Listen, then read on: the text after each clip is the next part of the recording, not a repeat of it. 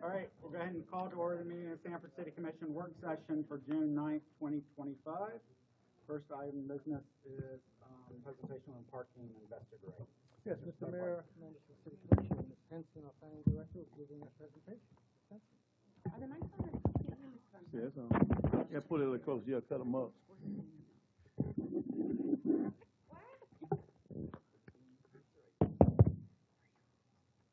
Okay. I'll try to speak right into the mic. All right. So based on a request from the commission to do a presentation and revisiting of some of the downtown parking that we have right now, I put together what I think you were looking for. So it's downtown parking, vested rights, and fees.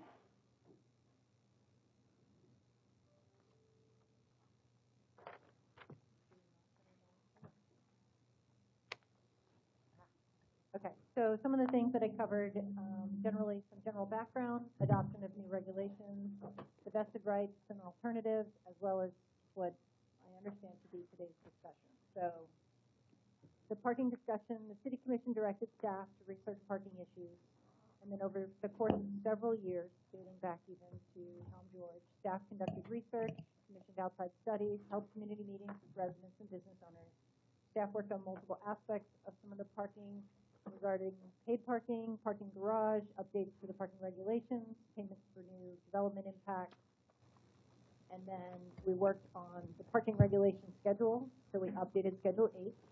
We held 3 formal presentations and 2 public hearings with the Planning and Zoning Commission, 2 work session presentations to the City Commission, and 2 public hearings. And then on May 22nd, 2023, City Commission adopted Schedule H with the parking standards. So Schedule H parking regulations, various elements were built into the final adopted version to address parking solutions and allow for a transition. Allowances for existing uses and buildings, including opportunities to vest outdoor seating areas created over time but not yet formally acknowledged by the city. Requirements for new buildings and uses, outdoor seating and changes in use, as well as creation of a new downtown parking table with ratios specific to the needs of downtown. And we created a provision that allows the commission to establish a fee in lieu for future parking solutions. So this is the code itself, and it speaks about how there's no off-street parking requirements for existing buildings in SC3 if there's no change in use and no lapse in occupancy for 6 months. The existing buildings with outdoor seating on private property can request vesting, and they had to do it within 6 months of the adoption of this schedule. If they didn't, or if the use lapsed, then they had to go through the provisions of Schedule L, which is what we consider non-conforming properties. And expansion and seating areas have to have parking calculated based on the new table that was established for SC3, which we'll look at in a few minutes. The existing approved sidewalk cafes are not eligible to vest because they're not on private property, but they were allowed to continue them so long as they kept their licensing up. And if it should lapse or the use changes at a unit, ultimately it came down to 8 seats would be granted, and any additional seats would be addressed using the table in the schedule. So, Eileen, can you explain C to me one more time? Go a little bit slower when you're saying. So if you have a sidewalk cafe, we cannot issue vesting because it's not on private property. You can keep your license up to date, and you can continue the same business with the same seating, and every year update your license. However, if your license should lapse, or if a new business moves in and it's a different set of outdoor seating, a different set of needs, a different, business, then they would go through the process. They recorded 8 seats out front of their business, which is about what we found to be average for the outdoor seating for various restaurants. Okay. And then they would just go through the same process. They're recorded 8.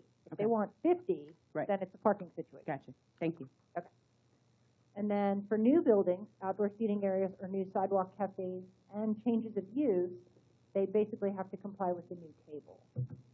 Outdoor seating areas, event spaces are assessed parking based on the table in the schedule. The administrative official has discretion to require that an application for parking reduction be heard by Planning and Zoning Commission if staff feels it's outside their range of review. New sidewalk cafe requests are permitted. Anything more than 8 seats are subject to the parking requirements in the matrix. And then parking for all new buildings, outdoor seating areas, and sidewalk cafes shall be approved by the administrative official using the parking matrix here.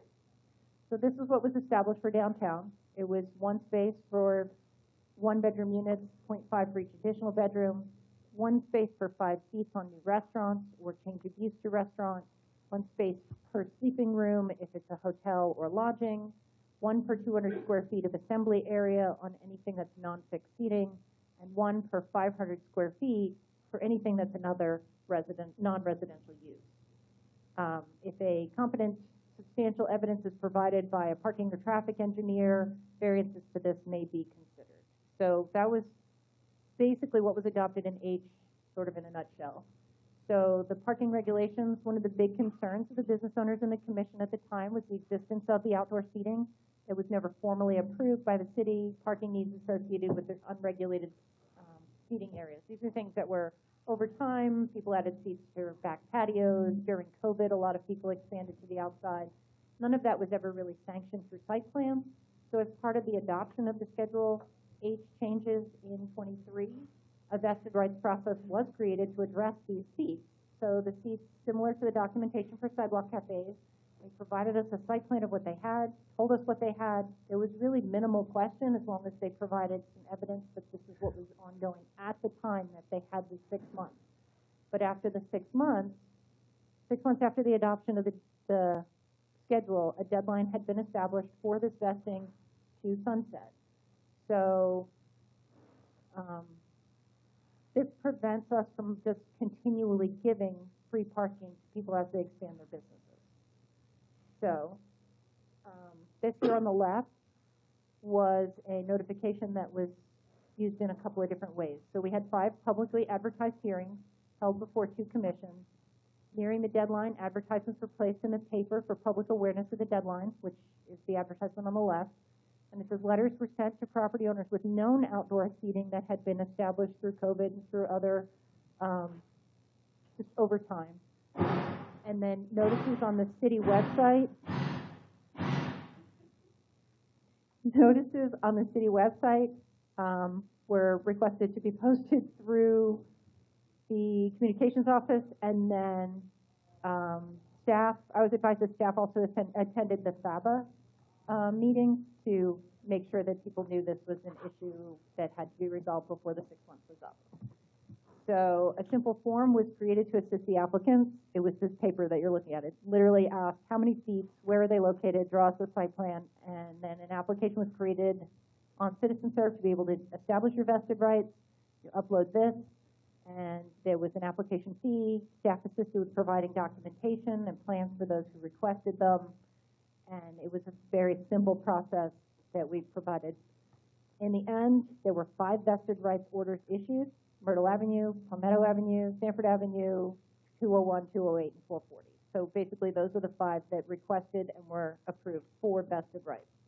Outside of that, we received no applications. So today's discussion, I'm going to go with, we're here to identify some downtown parking situation, what it is today, determining who should shoulder the cost of the impacts of new or expanding private development, and then determine the impact of reopening the vested periods for vested rights, so who gets to participate.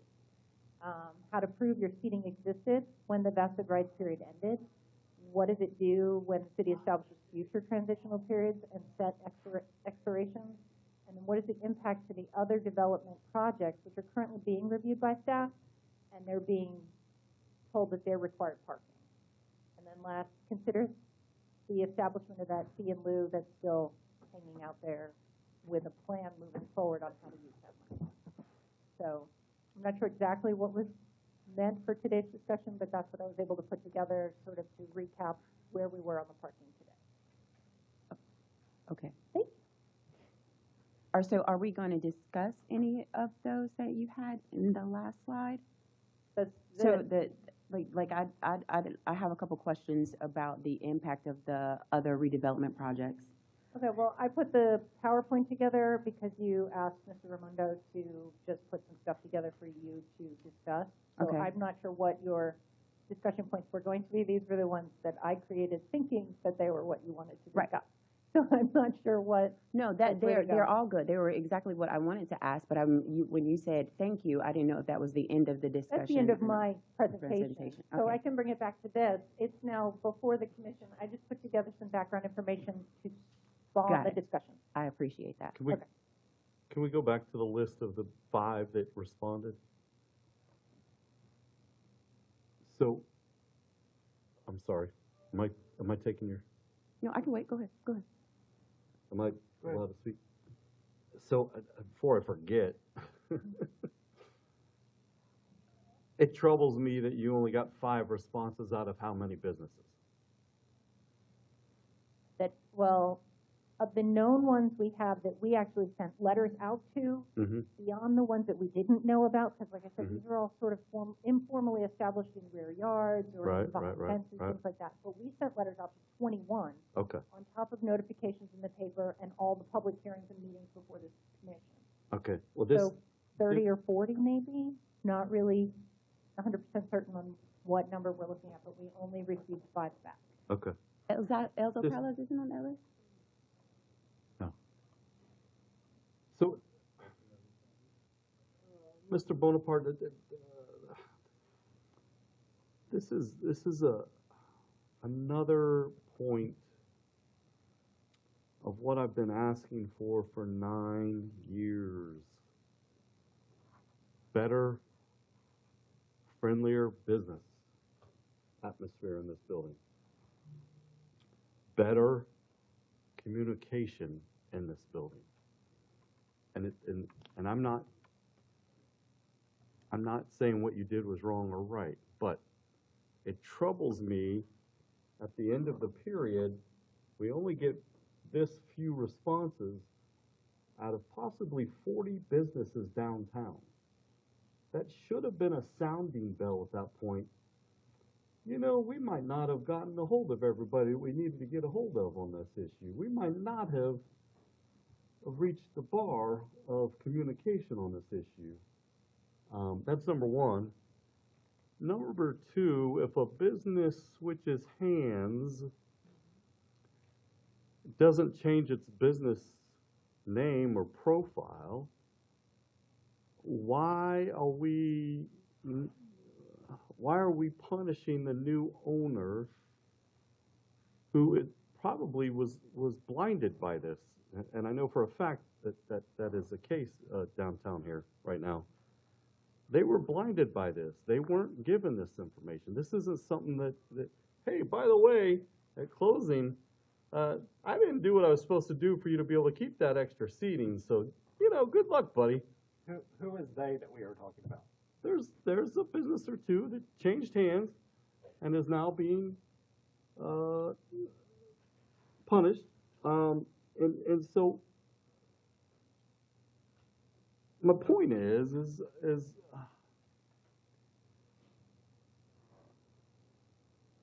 there should have been a sounding bell at the end of the vesting rights period and go, man, I'm not sure we did a good enough job getting this information out there. That's just one man's opinion up here. There's plenty of other men and women up here Well, that are. I agree, and then also, I don't want to blame it all on city staff. No. Because I do believe that they did send enough notification.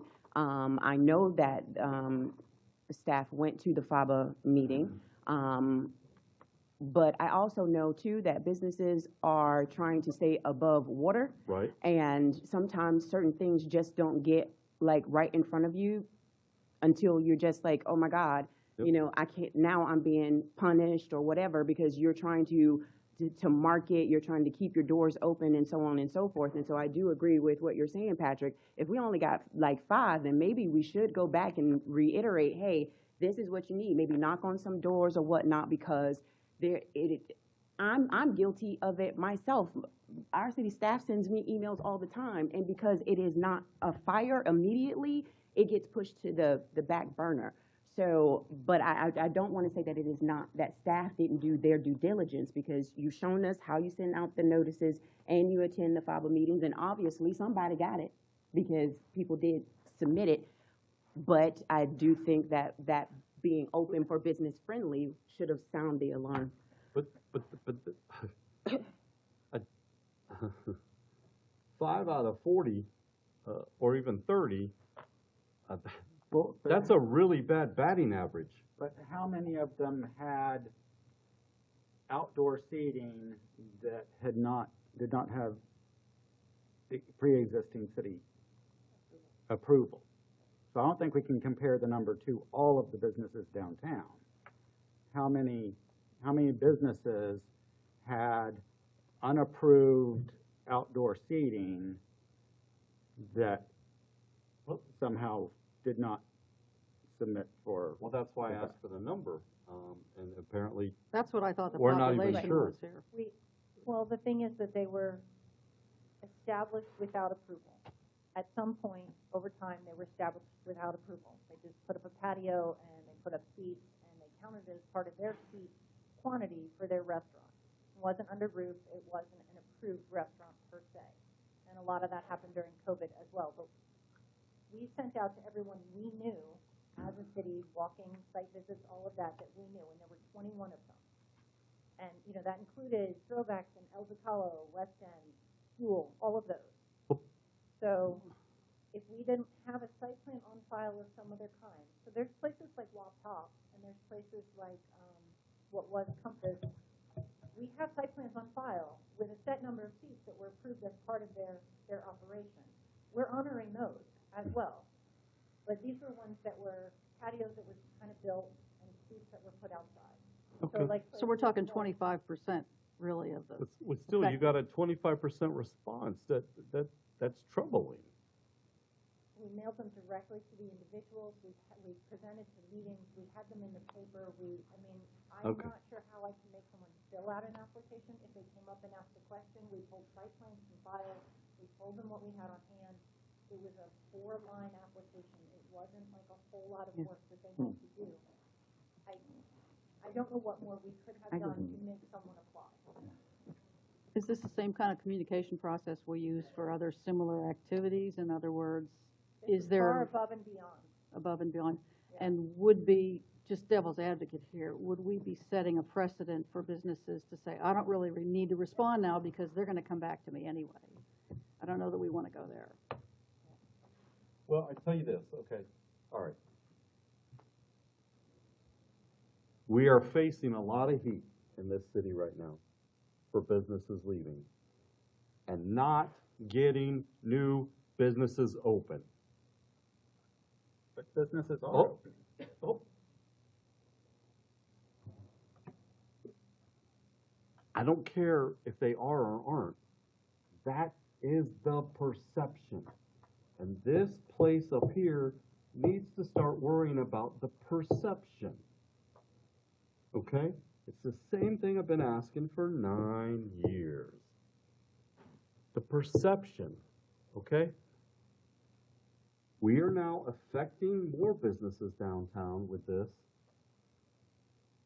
And we are going to be the ones that are perceived to be the problem. Whether it's right or wrong, I don't care if it's right or wrong. Okay?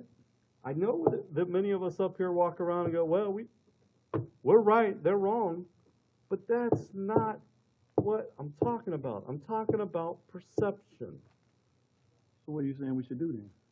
Well, I think a 25% response rate, if you send out wedding invitations, you got a 25% response rate, you're probably going to start calling some of your friends and family didn't respond. Give them one more chance. Maybe they didn't understand completely what the penalties were, what the repercussions were. I don't know. I can't answer for the 75% that didn't do it. Well, Or even more numbers that should have done it that didn't do it. I asked the commission, I'm the one that asked for staff and the commission to bring it about because a lot of this is in District 1, and I had Throwbacks to reach out to me and ask me about it. And then I did ask them questions like, how were you notified? Were you, and I also met with Mr. Ramondo as well. I explained to them that they needed to be able to provide proof. So I'm not really interested in who did what and why. I'm just thinking that if the commission agrees to open it back up for review, I know that there is a possibility of if you do it this time, then you have to do it the next time. I don't care about that. Sorry. You have to make exceptions during certain times. We had to make different exceptions during COVID. You make exceptions if we have hurricane season. I think that it would be responsible for the city at least to take another look at opening up the vested rights. I do also know that there's some precautions when you do that, but at least let's look at it again. And I still have a question because I was informed that El Zocala did submit their application, and they were vested. Not at all? And they've got an expanding patio that they continue to add seats in the rear of the building. And they don't even have vesting for anything they had prior. When did they add a patio in the back of their building? I think it's been an expanding patio. A couple of the businesses there on Sanford Avenue, because they're behind fences along the alley, they've added seats and seating, which, So by patio, you mean they added seats? they added like pavers and Because there Patio. was always a patio back there.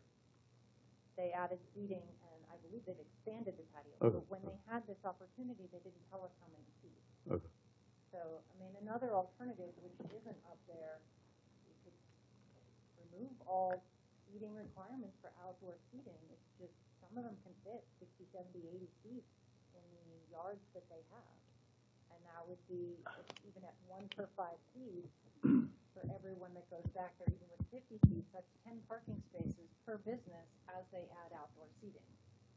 But you wouldn't legally be allowed to do that because of fire code, correct? There's a Outdoor certain seating, amount. that's not, But even for outdoor seating, you couldn't pack 60 people outside if it can only fit 10. Doesn't that become a hazard? I don't there's think no outdoor fire law? has, wow, that's really loud. I don't think outdoor has fire requirements except for ingress and egress. But you'd have to talk to the fire department. I mean, it's not the same as having an interior building. I'm sure there's And safety exit elements, but it's not the same as number of people inside the building. And the point is, they've been adding these seats without approval anyway, so Correct. So why are we if going you to were say, to oh, but open- they'll follow the fire code? Well, if you were to open the vested rights again, hypothetically, how do we create a system that allows them to prove what they had then? What stops anyone who wants to put out 50 chairs right now from coming in and saying, I have 50 chairs and I don't have to provide you parking? I don't know. You create some kind of rules. I'm not gifted Right, in that department. I'm just saying, let's not make it that difficult. Because there's always going to be someone that does not follow the rules. We create some rules. We think outside the box. Right, I'm- but that's the no. discussion that's Yeah, before so you. what If rules? if we're going to reopen vested don't know. rights, we have to have that set of criteria to do it. Right.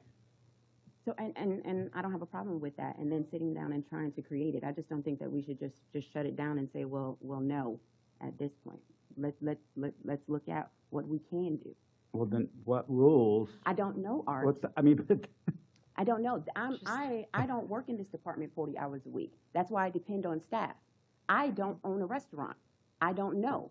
But I do know that when my constituents, the business owners, come to me, then I'm supposed to come to the commission and ask them about it. We have a conversation and look at ways that we can do things, how we can help. And whether we should. Exactly, sir. But I don't know, so that's why I'm depending on the people who work in this field to assist.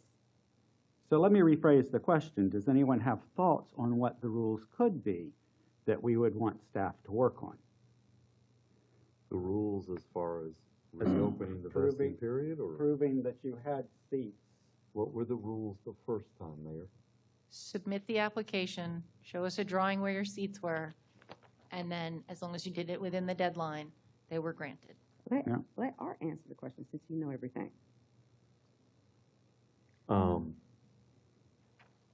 So at this point, if someone were to come forth and say, I have 30 seats, I don't know whether they have them now or did they have them in 23?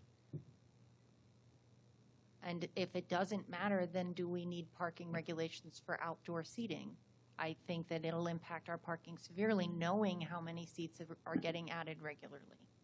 Okay, well, If we go back to the sort of the genesis of this was people complaining about parking Correct. and people complaining that businesses were coming in and new buildings were being built and no parking was being required. And so we addressed that by saying, okay, we should have some parking requirements for new and changing businesses. So are we going to stick with that, or do we go back and say, okay, well, let's not have parking requirements downtown? I think we need to have parking requirements, but, okay, so let's just say it's a slow night at El Zocala's and it's a busy night at Throwbacks, and you've got more people coming in for Throwbacks than you have at El Zocala. I mean, how are you regulating, how are you saying, even if they have 50 extra seats back there, or they don't use them? I mean, I don't really understand that whole parking thing anyway. Or if I came downtown and and I want to go to El Zocala's, I can't, so I decide to go have a couple of drinks first, then I come back to El Zocala's. I'm still parking down here, and I still want to patronize the restaurant, so the parking is still going to be an issue.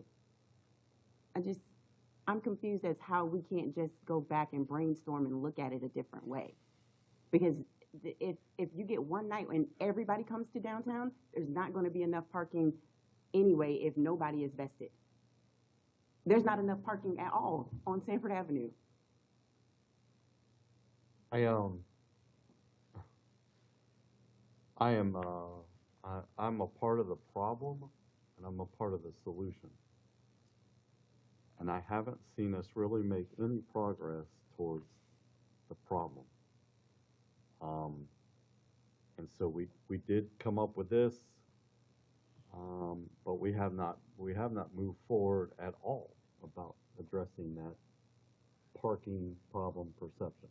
Other than this, all we did was make it tougher to do business downtown, but not help them and the folks coming downtown find parking.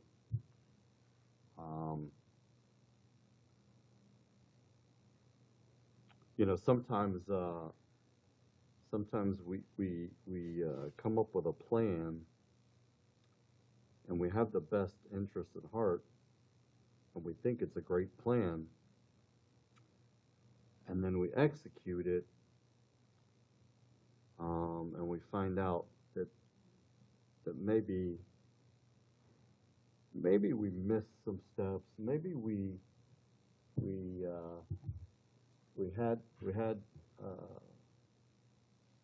had a wrong impression of how this would work or how it might work out. And so, yeah, we're here today to try to figure out how can we bridge the gap here on this issue.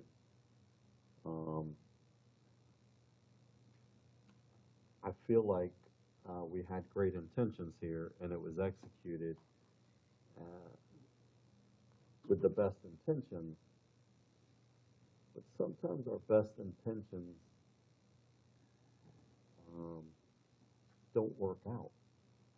That happens to me, not a lot, but sometimes. You can ask my wife, but this was a great start to the parking problem, but it really hasn't gotten us anywhere. And now it's backfiring on us in a couple of ways. And if we only had 5 businesses respond out of possibly 30 or 40, then for lack of a better term, from what you're telling me, we have some businesses that have just gone rogue down here. And so how do we balance the rogue between the non-rogue without creating more harm to our downtown and the business environment? What would be some of the reasons they wouldn't respond? Any thoughts on that? Other than their rogue? Well, Is it a complex application they have to turn back in? Well, certainly the application wasn't that hard. I'm not sure they understood That's it. the ramifications, maybe. And I would guess some of them are adding seats now and want them covered under this from the past. Mm-hmm. So let me ask this, if, like, hypothetical situation, if every single business was able to prove that they had the seating outside, let's just say, what would we do then? If every single business was able to prove that they had all of that additional seating and we didn't have enough parking, what would the city of Sanford do then regarding this situation? I don't understand the question. If, I mean, if they had turned in the forms, they would have been vested for those number of seats. but if they wasn't, and we sent this out, so if each one of them were able to prove that they had it, they had the picture, they had the video of Cinco de Mayo 2021, if all of them were able to provide that, what would the city have done? In theory, they missed the deadline to turn in for that opportunity to vest. Okay. So, But if, even though, so we understand that, Eileen, but if they were able to prove it, what would we have done? We Back- would have had to go back to the drawing board, we would have had to figure something out, right? no, it No. just prevented anyone after 2023 from adding more seats. Okay, so so let me go back, then what was the application? Okay, this was in November of 2023. Mhm. Whatever you had then, you declared to us what you had. You provided the evidence necessary to prove that you had it, a site plan showing where your seats and your patios, and we wrote it in the books and said, this is what you're approved for. Okay, so what if everybody on the date that they were supposed to turned it in and had additional seating, Mhm. which exceeded all of the parking? What would we have done? Well, it's not that it exceeded the parking, because if they had those seats at that time, that parking was already accounted for in our parking situation at the time. So the seats were there. They weren't adding anything. They were just declaring they had them and asking to keep them. So they were already in operation in 2023. The issue is the seats that have been added since 2023 that are further straining what we had as an issue in 2023. But I thought you already said we knew that in 2023, we had people that had seating that. We did. We so knew then that we had We already them. knew we didn't have a good count Mhm. for parking. And now we know we still don't have a good count for parking because folks didn't respond. But if they had responded in 23, we'd have had a starting point to build from. Whereas right now, we only have those other 5 applications. Those are the only ones that we have evidence that they did have outdoor seating. So now anyone who's added since then are the ones that are impacting the parking as far as our numbers would say. We were basing everything based on who turned in what and told us what they had. So, And if everybody turned it in, we still wouldn't have enough parking spaces. Right, but it's not about the parking spaces. I get it, but my point of saying this, Eileen, Mhm. is to say sometimes you have to go back and brainstorm. Sometimes you have to go back and say, okay, this is what I would like. I have too much going on in my head. This is what I would like staff to do sometimes. The commission brings it to you guys, and then you guys go back and think, and here's some options, Commissioner Britton, Mayor, so on and so forth, of how we could address these issues. Because I don't know. And to me, looking at the numbers, there's not enough parking spaces anyway. If they all did the vested thing and everybody turned in all 25 applications, it would still exceed parking, it still exceed the seating. I don't understand how it's allowed to have 60, 50 people outside and that doesn't break fire code. I'm not educated in any of that. Sometimes I just think we make it way too hard. And I'm just looking for some other options of how we could do better and help. can we go back to that list again, please? I'm sorry.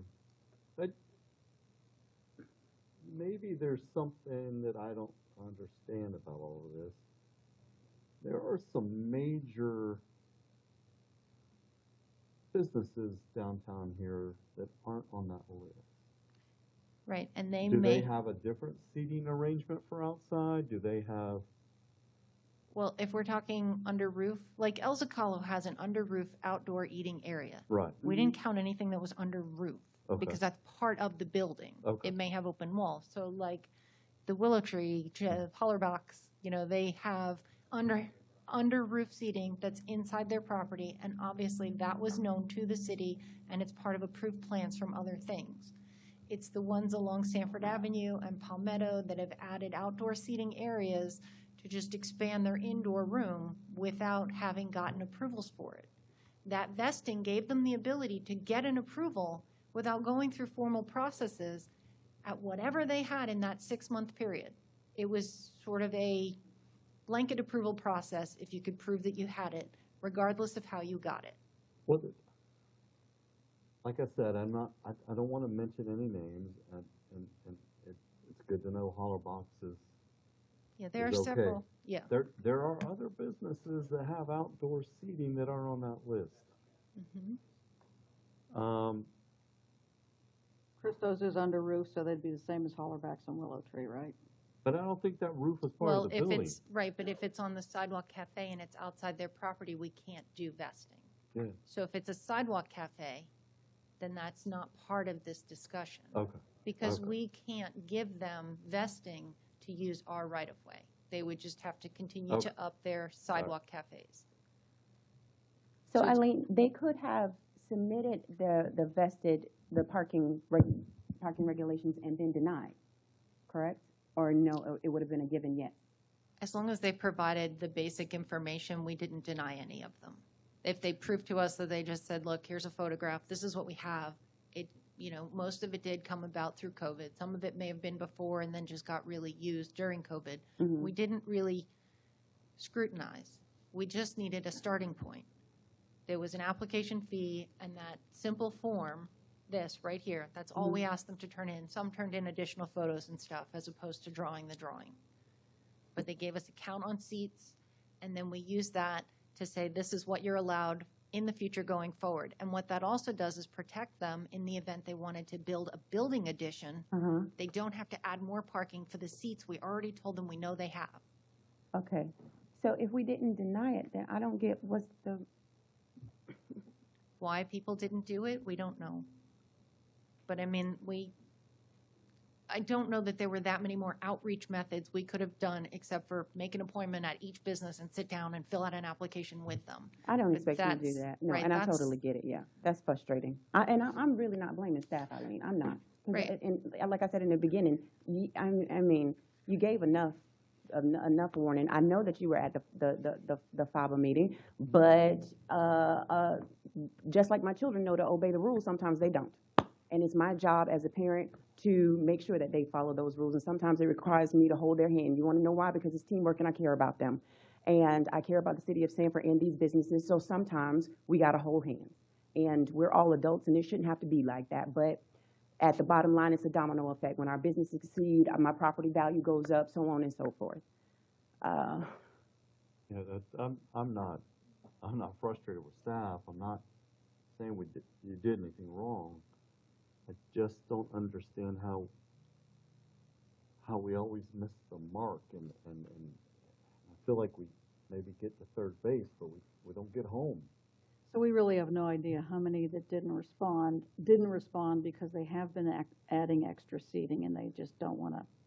Well, Apply. some of them may have not responded because businesses were changing hands. I don't know.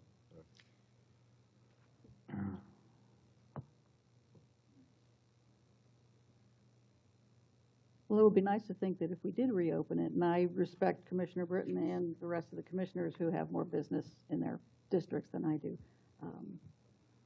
But if we did reopen it, we really have no idea how many more would respond. And if they did, Yeah. how many of those would actually be able to say, yes, we have had seating, we just didn't respond because we couldn't get to it, or I was wondering when you were gonna come up here, Dan. Well, I know Oh, typically oh, you oh. don't take comments from the public, but I just, as a solution, I realize you have to have legal noticing, certified mail, that sort of thing, but if there's anything that Sanford Main Street, we have a pretty good database of emails and we usually get pretty good response when we send things out, when we're asking for information or trying to share information. So if there's a way that Main Street can jump in and help with some of this, we've got point of contacts for most of the businesses downtown, so we would be happy to help you with that. Okay, let's move this along. Do we want staff to come up with rules for reopening this, or are we going to say, they had the opportunity and it's a shame they did not take that opportunity when it was given, but we were responding to the public when we added the requirements that if building use increases, then they should be providing some parking. That was our response to our constituents at the time. Do we want to have somebody come up with some rules and then bring them back so we can look at the rules and decide if we like those rules? Yes. Mayor, I would like for staff to look at those and then for us to see if we can move forward. And I don't doubt that some people are just trying to sneak through. I don't doubt that. Right now, we only have 2 or 3. They're all on the same general blocks of Sanford Avenue, and the majority of what we've seen is that they're cited by code enforcement for construction activity they shouldn't be doing to expand outdoor areas that they're not allowed to have without appropriate either vesting or parking solutions for their new expansions. Okay. So it's just those 2 or 3. Those are the ones that are driving this. It's not a big, 20 businesses are coming to us and saying, oh my goodness, we missed this. Mm-hmm. It really is only 2 or 3. And the reason they came to us and now saying, well, we didn't know about vesting, and they're brought to our attention because of code enforcement. Okay. Maybe that would be So- the first rule,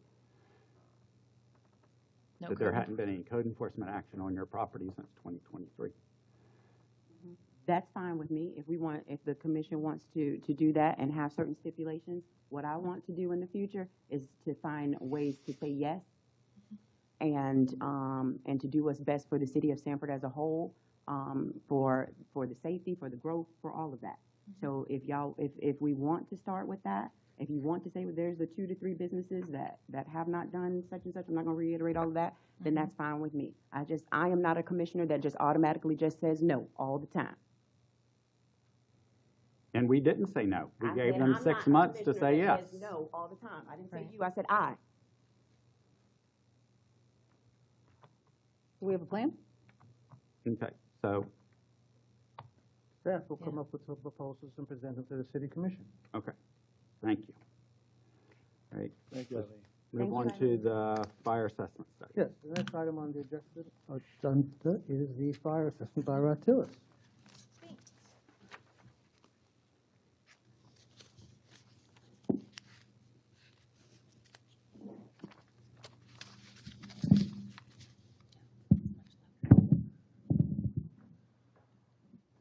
Good evening. Mayor, City Manager, Commissioners. It's a pleasure to be here. I'm Michael Burton. I'm with the Raftellus, and we're here to present to you whatever you'd like to see again. We presented to you the full presentation, and I can do that again if you'd like. The last time we came, though, we came in response to you being interested in looking at what the fire assessment would be if you funded only the average annual capital for the next 5 years. And we presented that to you at that point in time. I have that in the presentation. We presented a draft report that has that in it. And I think the purpose of this meeting was to let you consider whether you want to proceed with the adoption process. It wouldn't mean you are adopting it or not. You're just proceeding with the process, because an ordinance would have to be written, a resolution would have to be written, notice would have to be given for a public hearing. All of that would happen over the summer, and the public hearing would have to happen. I have a timeline. I think it's the end of August, based upon your property appraiser's needs. So with that, I mean, where would you like me to go? Does anybody want to see the whole presentation again, or you want to just get a summary of what it would be to fund the capital? Were we able to come up with anything for examples of how much it would cost different properties other than the average single family? Yes. You want to see that?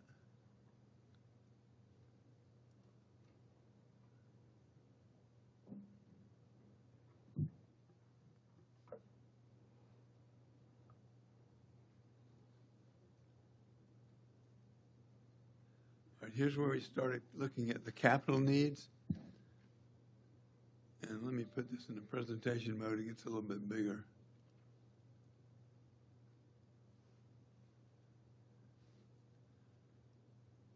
And you can see the capital needs up top. They vary year by year, but we calculated what the average capital need would be. And down at the bottom is 2.13 million of revenue that would be required to cover your capital needs, your annual capital needs. Well, there's the 5-year annual up top. It's a bigger number that you can see. And then what this looks at is the average estimate, the typical estimate for a single-family home of average value over in the second column from the right is 8536. Right above that, for a low value of 75,000, be 5408. And then you have a high value single family for 142.58. That's if there are $400,000 of structure value on the property. And then we look at a small apartment complex, large. All of these numbers represent the value of the structures on the property. And I think we got these from your property rolls. We didn't identify who they were. And these are the amounts the assessments would be out here, the annual amounts. And we just showed you a monthly equivalent, although it's billed annually. Sometimes it's helpful to see how that compares to like utility bills and things of that nature.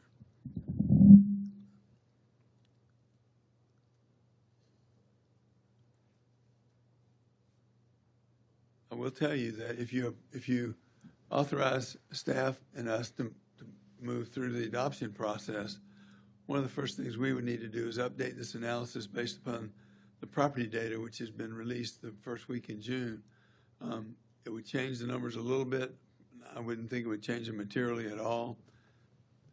And if you wanted to have a specific number, say for the average single-family home, if you wanted that number to be $85, if you wanted it to be $80, if you wanted it to be $50, then we could tell you what level of revenue recovery you would need to have in order to get the fee to that level. So you would have that option too, to say we just want to tag it to what we think is an acceptable fee. The EBU, is that the right thing, EBU? Equivalent benefit unit, yeah. Okay, that's a dollar value? Where are you looking at that? It's on the previous screen. It's one of the earlier screens. Yeah, wait, there it was. It was here? Yeah, so per structure value EBU. An EBU is a dollar amount? Yeah, an equivalent billing unit is equal to $5,000 of structure value on the property. So if you had $10,000 of structure value on the property, you'd have 2 EBUs. And we calculate the rate in terms of the EBUs. And you said that was per 5,000? For 5,000, yes. And over to the right, my mouse isn't showing, but over on the right, the rightmost data there, it shows you that there would be a $33.68 charge per parcel, which is the availability, the fact that you're available 24/7. And then there's the $1.36 per $5,000 of structure value, which is the protection from loss that you receive, the benefit that you receive from protection from loss of the value on your property, which includes not only the response of the fire department, but your ability to get insurance at reasonable rates because of the 24/7 assets that you keep on hand available to provide response times that allow you to get that type of insurance.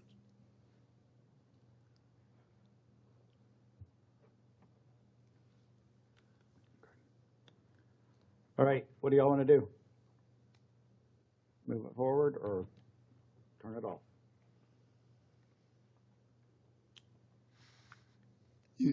Can I interject one other thing? If you direct staff to proceed with the adoption process, it doesn't mean you're approving the assessment. You have to have a hearing in late August at which time you would either approve or disapprove of the assessment.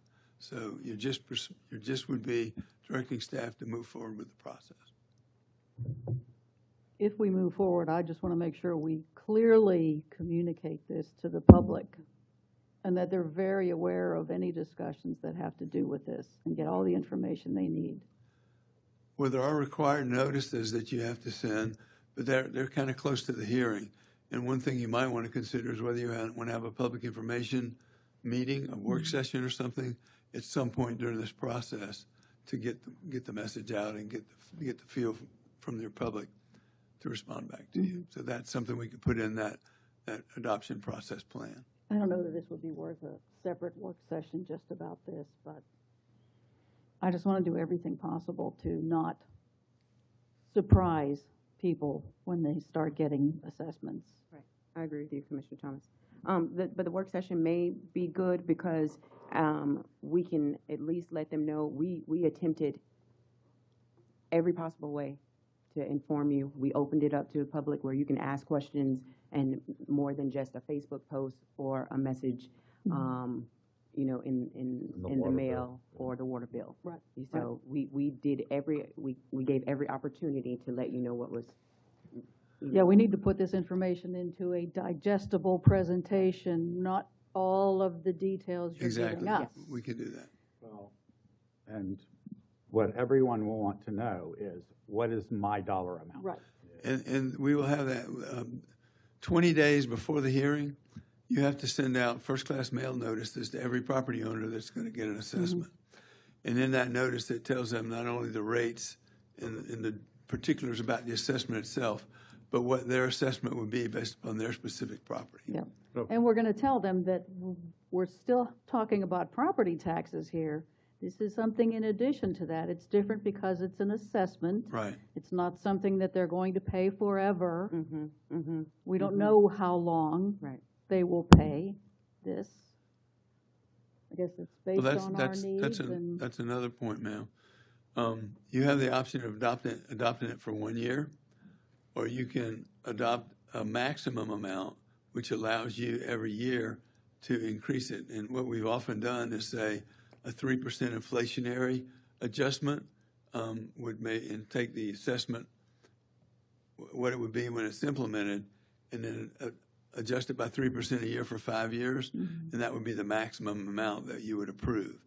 Then you don't have to go through the first-class notice and all that stuff again, but you do have to notice, like you would award in sewer rate increases, and have a meeting, a hearing where you approve it. But it's just less onerous if you adopt a maximum. So if we decided at some point, say 5 years from now, that we no longer need the assessment and we stop it, and then we all of a sudden realize we need another fire station and 3 more fire trucks, and we need another assessment, then we would have to go through the whole process again. Yes, you would. Okay. Or you decide the fire assessment is a better way and you reduce your tax rate. Reduce the tax rate, right. And maybe by then we have time for the people who keep consolidating the companies that provide fire trucks and stop colluding on that so that they can save, the fire departments can save money when they're buying those new fire trucks. Sorry, that was rhetorical.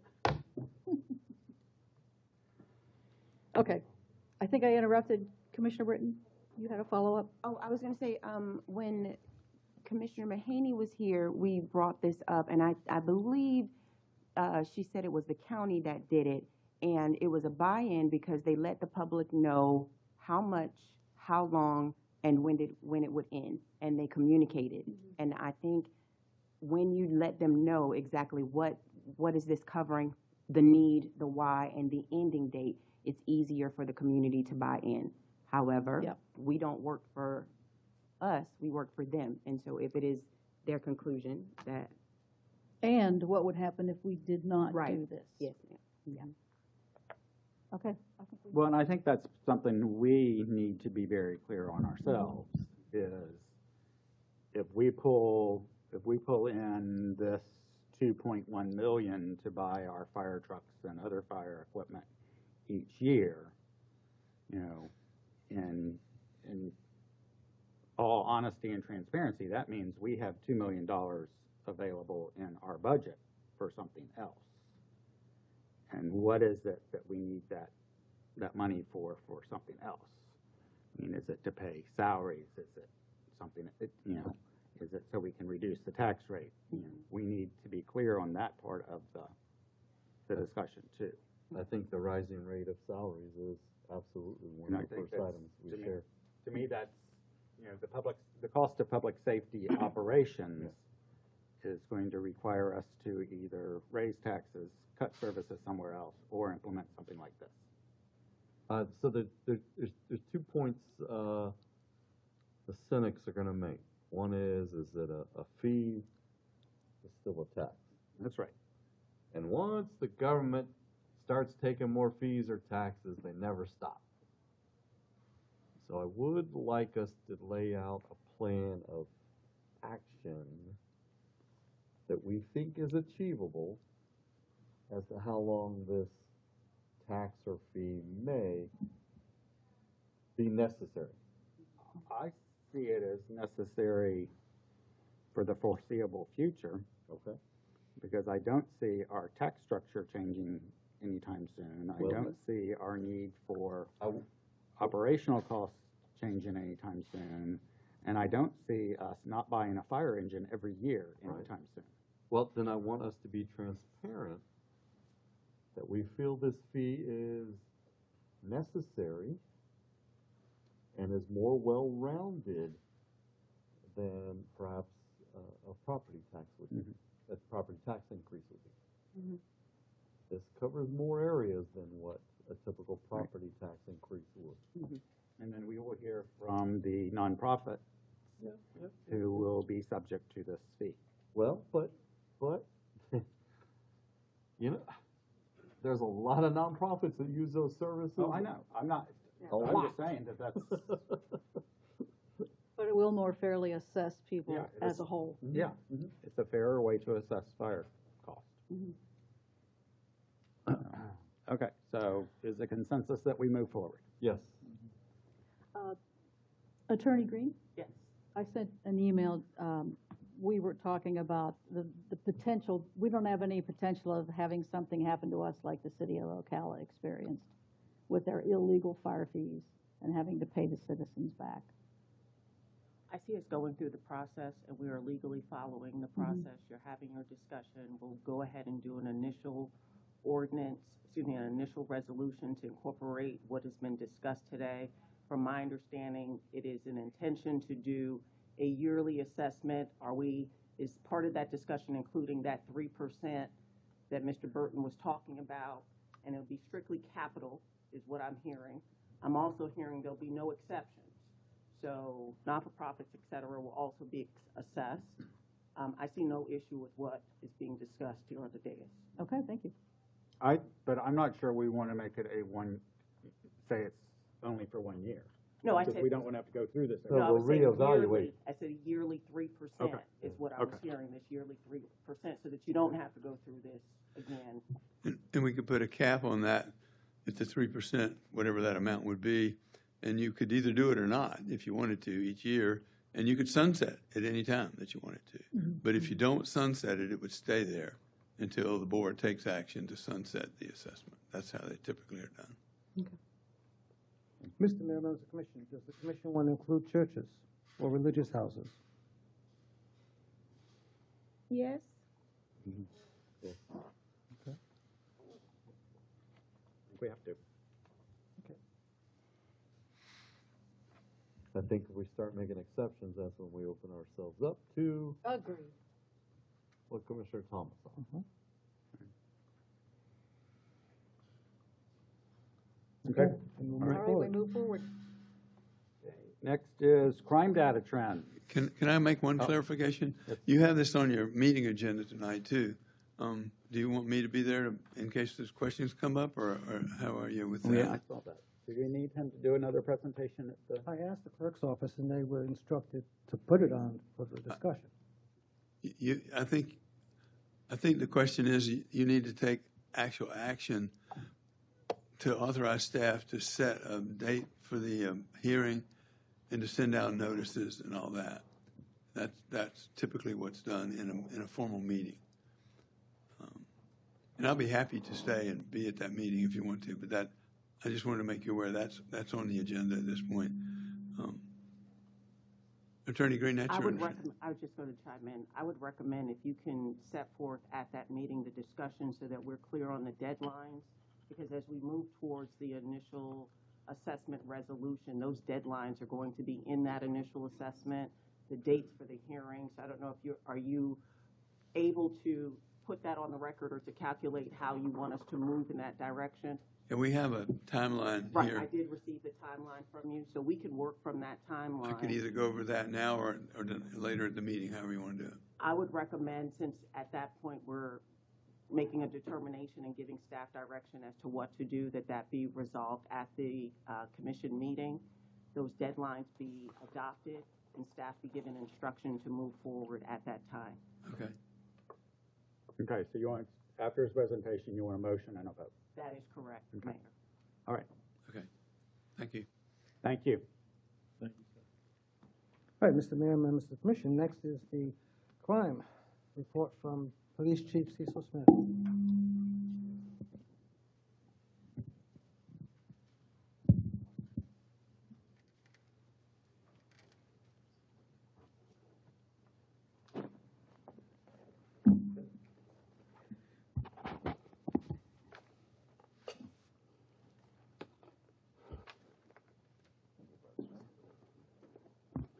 Good afternoon, Mayor, Commissioner, City Manager, and congratulations and welcome, Attorney Green.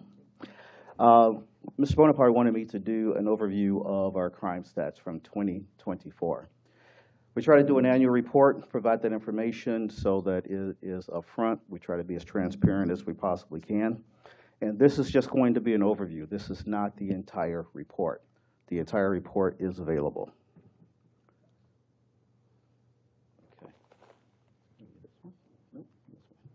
Okay, I'm going to start with our first goal. We have three goals, primary goals that we look at.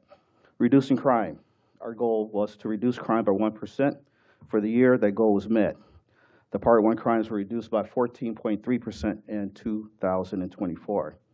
The second was for our SROs to conduct K-9 sweeps at least once a quarter at Seminole High School, Crooms, and the 9th grade center campuses in order to deter narcotics and related activities. That goal was met, to include the implementation of K-9s that can detect firearms. Criminal investigation sections was required to conduct 5 proactive operations throughout the city in an effort to deter categorized crimes. That goal was met.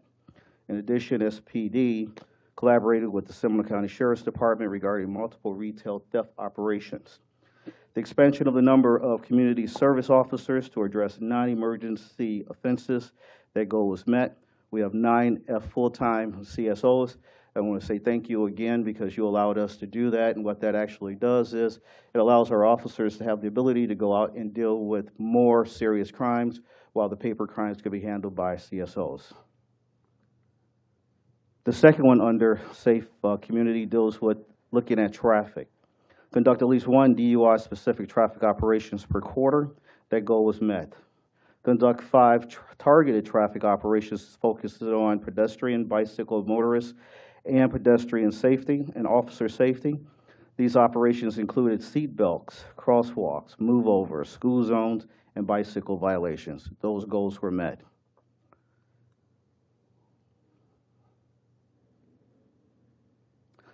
The next one under Safe Community, again, we're looking at technology and using technology, utilizing the license plate readers at least once a quarter, and aiding and enhancing operations. That goal was met. Expanding the drone program by deploying the drone team at least once a month. That goal was met. Expand the drone program by adding additional trainers or trainees. We have 1 additional pilot. Each of the persons who are flying the drones have to go through the FAA certification in order to fly the drones and are considered flight or pilots. That goal was met. Activate a kiosk in the station at City Hall, a kiosk station here in City Hall, for citizens submitting for with reports, utilizing the Seminole County reporting submission software. Essentially, the kiosk would allow people who will come into City Hall they would have the ability to stand at the kiosk, do a report that's over with. Let's say someone scratched their car. They've lost their license plate. They've lost their wallet.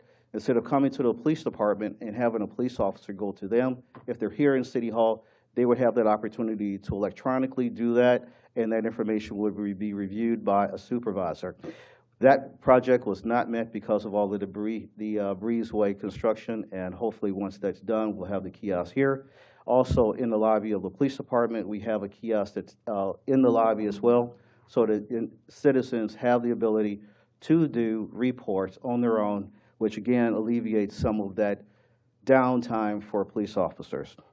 Implementing a paperless software for administrative investigations, use of force, field training officers, and vehicle apprehensions, those were met. Our second goal looked at fostering partnerships. The watch commanders will utilize and conduct squad-wide walk-in talks in at least one of the neighborhoods per quarter. That goal was met.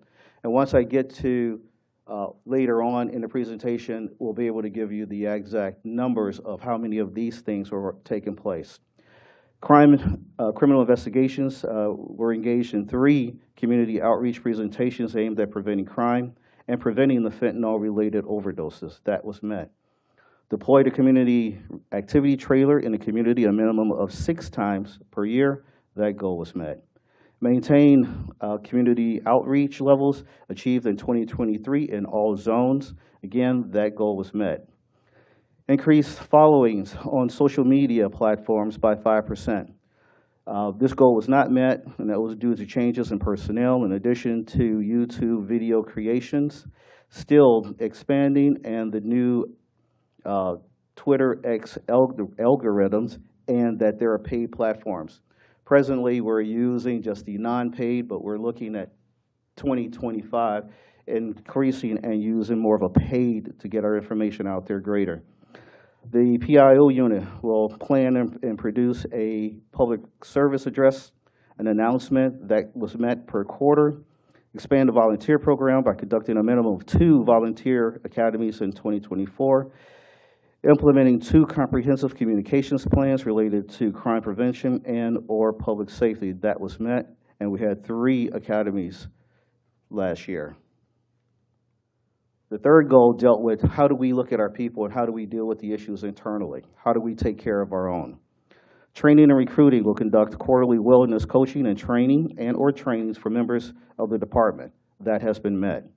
Our neighborhood response unit and criminal investigation service system or section will increase the number of investigations and certified investigators in homicide. That was met. 2 additional investigators were certified as homicide investigators. Peer support. Officers will conduct informative briefings for each squad unit regarding a wide variety of mental health resources. And what we come to realize is that we need to make sure that our officers are taken care of because they see things. We don't want them necessarily taking those things home. We want to make sure that when they come to work, they're prepared to deal with the issues that they have to face, and that we want them to have the same mental wellness that we expect from our citizens as well. In addition to the mental health wellness, the Employee Wellness Committee will organize the police department participation in 2 physical fitness wellness events. That was met. One of the bigger ones that we do is the Special Olympics run every year, and we participate in a number of other 5Ks and physical fitness programs throughout the year. One of the things that we wanted to do, we wanted to make sure is that we continue to seek excellence in our programming and what we do. Not all departments within the state of Florida are certified, even fewer have the Excelsior ranking. So the Sanford Police Department was successfully earned the initial Law Enforcement Accreditation Commission in 2005. The agency completed its 7th assessment in August of last year, and the Outstanding Review earned the distinguished accolades of the Excelsior status. So we are one of the few departments within the state of Florida who carries the Excelsior status in our organization. That is carried for 3 years, and 3 years from now, or actually 2 years from now, we'll have another accreditation where the department will have individuals come into the organization and have an opportunity to look through all of our policies and procedures and determine if there are things that we need to fix, modify, or change. So that you have an idea of what Part 1 crimes are within our city, what we've done is just kind of giving you a breakout of what the most major things are. So larcenies. Larcenies are essentially thefts. Our biggest issues that we've had is the retail thefts, thefts from buildings, coins, vehicles, and motor vehicle thefts. The motor vehicle thefts, as you can see, is outlined. Robberies represent 3% of the things that have occurred in our city. Aggravated assaults was probably more along the 15 to 20%. Burglaries represent 9% of the things that have taken place. Forcible rapes, 2%, and homicides, we had 4%, which really didn't change a great deal from a prior year. So what we wanted to do was take a step back and take a look back 10 years. As you can see, 10 years ago, our crime stats were much, much higher than they are today. We look at 2015, where our level was 3,100, down to where we are today, we're 1,870. So we have made a huge move to reduce the crime, to identify the issues that are there, to be more open, transparent, and working with our community to try to resolve the issues that's there. As a matter of fact, you know, as of June 8th, as of yesterday, in the comparison between last year where we are and where we are today, we're actually down 19% in Part 1 crimes. So when we think about, we were down 14% at the end of last year. We're literally 19% below where we were this time last year, which we believe we're doing a great job. And part of that, again, goes to the people in the community wanting to work with us to try to resolve the issues that are taking place within the city. One of the things that we always want to address and make sure that our community and you all are aware of is that we are a busy city. Last year, we handled 112,000 calls for service. We go back and we look at 2020, where we handled 122,000 calls for service. We are a busy city. We're not Lake Mary. We're not any of our smaller Seminole County cities. We are equal to, as far as the volume is concerned, to the Sheriff's Department when it comes to the volume of calls that we handle on a daily basis, which is why it's always important for us to have our CSOs that are there, which is important for us to have our volunteers that are out working as well to assist us in ensuring that our community remains safe. When we talk about one of the big things that you all hear about is people who are speeding in our community. And one of the main focuses that we looked at last year was to reduce that speed by education. Sometimes that education comes in a written citation.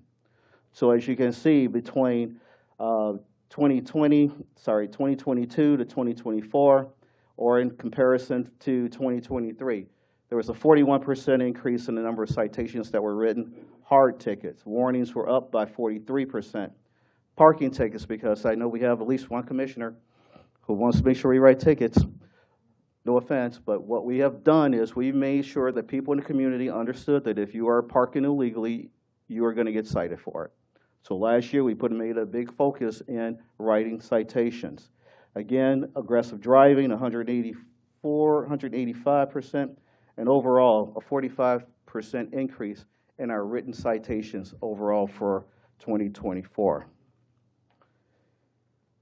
One of the things that we talked about before, getting into the community and being a part of the community is a main factor for us. Actively being a part of the community is something that has been extremely important for me. 2023, as you may remember, is the year that we were down police officers. We struggled to make sure and maintain the things that we were doing in the city in 2023. We went through a nasty, contentious contract negotiations, and we lost a number of officers. So our goal in 2024 was to make sure that we were back into the community, doing our walk and talks, attending meetings, making sure that we made contacts with our businesses, putting our trailer out there. The other is kind of a combination of different events, programs that have taken place. And I want to just make sure that you understand, it was a 95% increase in the number of things that we were doing to make sure that we are in the community and having the opportunity to stand here and say we are down in our crime. Far too often we hear people who talk about how bad Sanford is, how terrible Sanford is. Look, we have crime. We have issues in our community, but we can statistically say that we are a much safer community than we were in 2015, 16, 17, and the stats are there. We're not going to make everybody happy. It's just not going to happen. But our goal is to make sure that people understand that Sanford is a safe community. We're not the bedroom community of some of our sister cities. We are actively engaged 24 hours a day, every single day. We're a busy city. But some of the activities that we have, partaken in, coffee with a cop, going out to people when we get a notification, hey, somebody's having a birthday, we take our guys and we try to make sure that we are engaging, not only with the kids, but with the adults as well. It's important for us to have that line of communications, getting the trailers out there, teaching our females in our community how to protect themselves through RADS training, and that's rape, aggression, and defensives. We have officers who are trained to provide that type of training to those in our community. We wanted to be good stewards, of of our money. Well, you started talking about money. Yeah, okay, yeah. So excited. We wanted to make sure that we were good stewards of the funds that are provided for us. So our goal was to try to reduce the cost to the community and reduce the cost to the city as much as we possibly could. So we were awarded the $625,000 for new officers for the next year, $18,000 for our vests, $99,000 to buy new barricades, initial barricades that we have, and we've been using those. Law enforcement de-escalation training. We had $248,000 to train our officers on how to respond to people when they encounter those individuals out there. And to this point, we've spent $153,000 of that $248,000 in training within the city. Overall, the number of hours that through 2024 for training, we did over just under 8,500 hours of training within the department. All of that information is classified, categorized, let me make that right, categorized within our training department, which identifies the training that each officer has received, and that is not also in addition to what the normal training that the officers would generally undergo. These are just some of the areas that have been important for us, especially when it comes to anti-bias, de-escalation, and active assault response. So for 2025, our goals, again, are very simple. Reduce crime by 1%, ensure our SROs and the K-9s are working together to make sure that our schools are safe, getting our crime scene or criminal investigation unit out to make sure they were talking to our citizens and reducing Part 1 crimes, getting our community relations unit out and organized to facilitate at least 12 crime prevention activities during the course of the year, including making sure that our volunteers are actively engaged in increasing those numbers. When it talks about improving safety, again, DUI operations, targeted enforcement, hosting car seats so that we know, making sure that we are assisting those who have young people, children, and getting their car seats operable. Using the license plate readers, and I just want to give you an example on some of the license plate readers because they're already around town. These have been very instrumental in us in tracking individuals who have come into our town or through our town who have committed crimes in other locations. So they have been very, very instrumental with us. One of our big things now is that we've got some additional funding to put in new flock cameras, working with the Sheriff's Department. So the cameras that we put in will be in addition to the ones that the Sheriff's Department has already put in. So essentially, we want to make sure that if we're looking for an individual and we have at least a description of the vehicle, we may be able to find a vehicle within the city as a whole. Implementing more of the drones. We recently purchased, it must be the P's, the Axon virtual reality training, which allows our officers to go into the virtual realm with an opportunity to see how training is going to be done. One of the things that has been big with us, too, is to increase the review of the Cold cases, we have a number of cold cases that are out there. And because of new scientific technologies that's out there, we've had the ability to at least close at least one case, most recently, that has to do with a homicide that happened many, many years ago. And so we are working with FDLE and other organizations to make sure that we have the technology to close some of our cold cases. Continuing fostering the partnership within the community, ensuring that we continue our walk and talks and business checks, working with the criminal section to do outreach, deploying the trailer, maintaining community levels as we reach it in 2024. Kind of the goal is we want to be out as much as we possibly can. And one of the things that it's easy for the commission to view is that we publicize pretty much everything that we do. All of our events, we invite the general public. We have sweet tea with the chief. We have breaking bread with the chief. We have multiple runs. We have the availability of our activity trailer. So there are a number of ways for us to interact, and including each of you commissioners, we would be welcome the opportunity to come into your districts and hold, meetings and talk about the things that are occurring in your districts. Commissioner Wiggins, we do it once a month. And so we're always prepared to do the same things in each of the districts at any time that you would like for us to come out and do that. Again, continuing to do our crime prevention throughout the entire districts, and just making sure that our seniors are taken care of as well, is to get in and have training for our seniors so that when they get texts on their phones or to get these scam calls, that they know they can call the police department and we can continue to catch these individuals who are scamming our seniors. Again, making sure that our third goal, again, is making sure that our people are well, making sure that they are taken care of, that they have the things that they need so that they can be productive when they're out there on the road. And when it comes to mental health, is making sure that there is a safe place for them. Now, some people may say, why do police need to have that safe place? Because a police officer see things that 99% of our community will never see, and 99% of our community can never handle. So it is our goal to make sure that our people are prepared and have the things that they need in order to perform their job on a daily basis.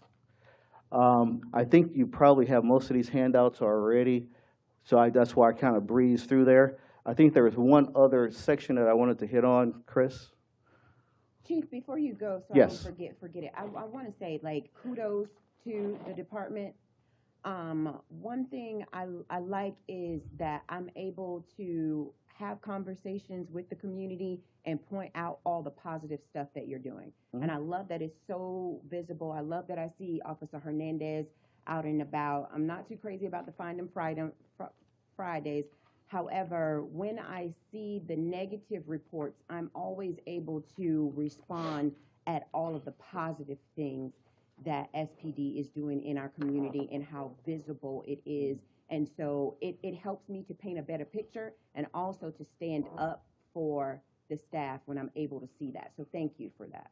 Thank you, ma'am. One of the things that, we commonly get the question, how are you given directions for your officers to go out and do what they do? So on a weekly basis, we get what's called a weekly snapshot.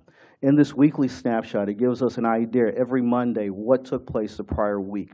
And what that allows us to do is to put strategic plans in place or initiatives and to tell our guys essentially, here are the areas that we see that are troubled. Here are the ideas that we want you or directions that we want to give you to go out and make sure that your sector, your area is taken care of. So as I indicated before, we're down 19%. There are going to be some weeks where we're going to be high. There are going to be some weeks where we're low when it comes to looking at the statistics as far as what's taking place in the city as well.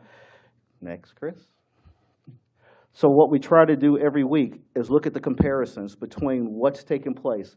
And so this is the statistical data when we talk about we are a data-driven organization, but we're also a compassionate organization. What we look at is how does each week compare to the week prior, and how does each week compare to what happened a year ago. So now we can see the dynamics and actually be able to pin down where some of the issues are effectively taking place. So this sheet here pretty much gives you an overview of all of the things that have taken place up to date with regards to the city. And so, again, you'll see that, some of the highlights or the red areas, like forcible rapes, were up a little bit. Pickpocketing, which, yeah, it happens. It was just really kind of bizarre. Thefts to buildings, thefts from motor vehicles, and, motor vehicle thefts as a whole. But when we talk about the fact that we look at how many robberies we've had in our city, and you can see that those dynamics have dropped immensely. We look at shoplifting, which is one of the things that some of your areas, especially yourself, Commissioner, with the mall, not necessarily the mall, but Walmart, Target, those are our big ones. District 1 as well, with the Walmart that's on the south end of town. Those are some of our bigger areas, but now we have that ability for our guys to drive through there, spend time in there. So each week, if we see that there is an uptick in those opportunities, that's where we try to direct the officers to. This one gives you kind of an overview of what the areas are, the primary districts, or what's called calls for service areas. And you can get a general idea of what area is going to be the most active. And in doing that, we can tell those officers, we need for you to focus in on these particular issues. So it gives us a great opportunity, and the officers a great opportunity to see what things are actively taking place. And then, thank you, Chris. So we have the opportunity to look at day, week, and hours. What's the most active day? What's the most active hour? What's the most active shift? Again, the more that we tend to drill down on the data, it gives the officers a better understanding about those things that they need to do and how to perform. So when we talk about how are we reducing the crime in the city, we use the data and then make those strategic recommendations for the officers to be in those particular areas. What we use are the maps. So the maps give you a general idea. That big cluster all the way up in the top, that is downtown. So that's CSA 21, which is the historic district. The other numbers for 11 and 13 are going to be out by the mall. Down at the bottom, 24, 25 is going to be down a combination of both District 1 and District 3 in those areas, and it gives the officers an opportunity to see what's going on. The other thing we try to focus in on, okay, that's the other hot sheet, but you can go to the next one real quick.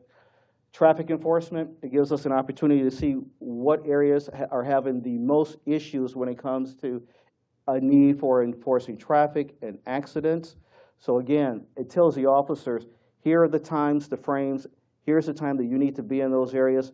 Here's the opportunity where you can do a greater need in these areas during these particular times and locations. And then I'm going to end on the next one. Or is that the last one? Okay. So again, you can just barely see where we see most of our accidents are occurring. It's kind of hard to see on that map because of the color. But the next one should give you more of the heat map to show where we see the accidents that are occurring throughout the entire city. And then what that does, again, when the officers see date, time, shift, they can see where those things are taking place during the course of their shift and have the opportunity to provide better service during that time. I'll take any questions that you have. Do we still have the aggressive driving car and officer assigned to that? We do. We have We're still able Officer to have Hill. that? He's still doing it? I believe Officer Hill and Officer Krupa. Awesome. I know that originally was funded by grant. Are we looking to replace it with grant or just bring it in-house to replace it? I think right now we've already just brought that in-house. I don't think we've gone back with the grants. Okay. I think that's an essential program to keep. I just was curious. Oh, Aggressive driving is just awful.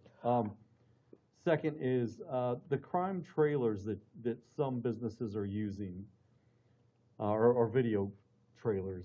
Mm-hmm. Is there a way to partner or make those in these hot plazas that we're having problems with over and over and over? I think a couple of our trailers, and I just want to make sure, do have the flock camera systems that are in them, and that we have used those in certain locations. Again, we're waiting to get the additional flock, and Peter's been our flock guy, so we're just waiting to get the, flock is the camera systems that we're using. Okay.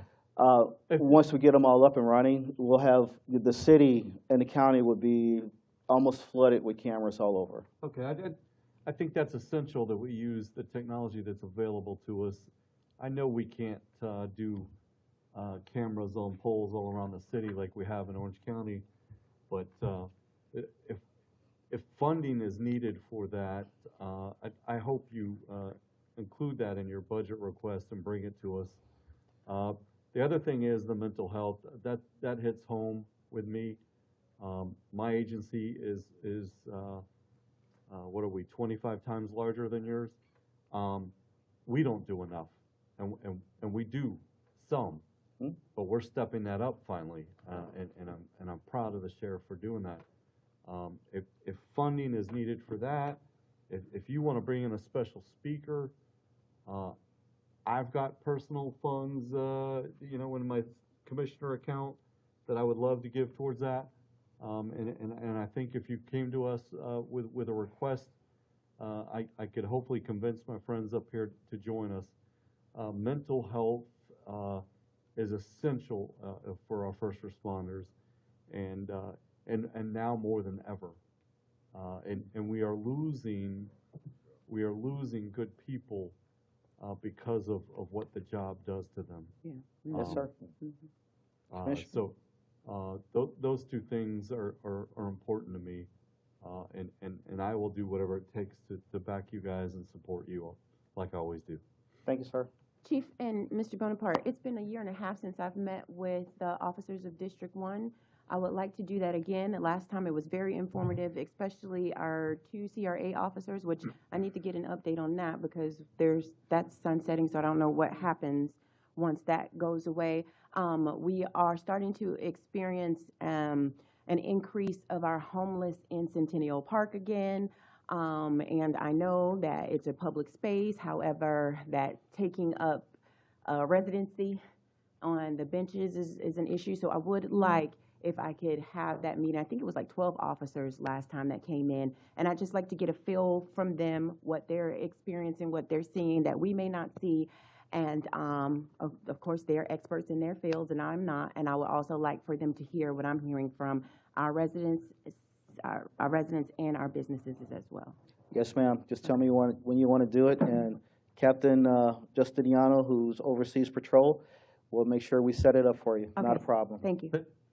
Just to piggyback off of the homeless part, I had this problem in my old neighborhood, and I'm apparently experiencing the problem in my new neighborhood.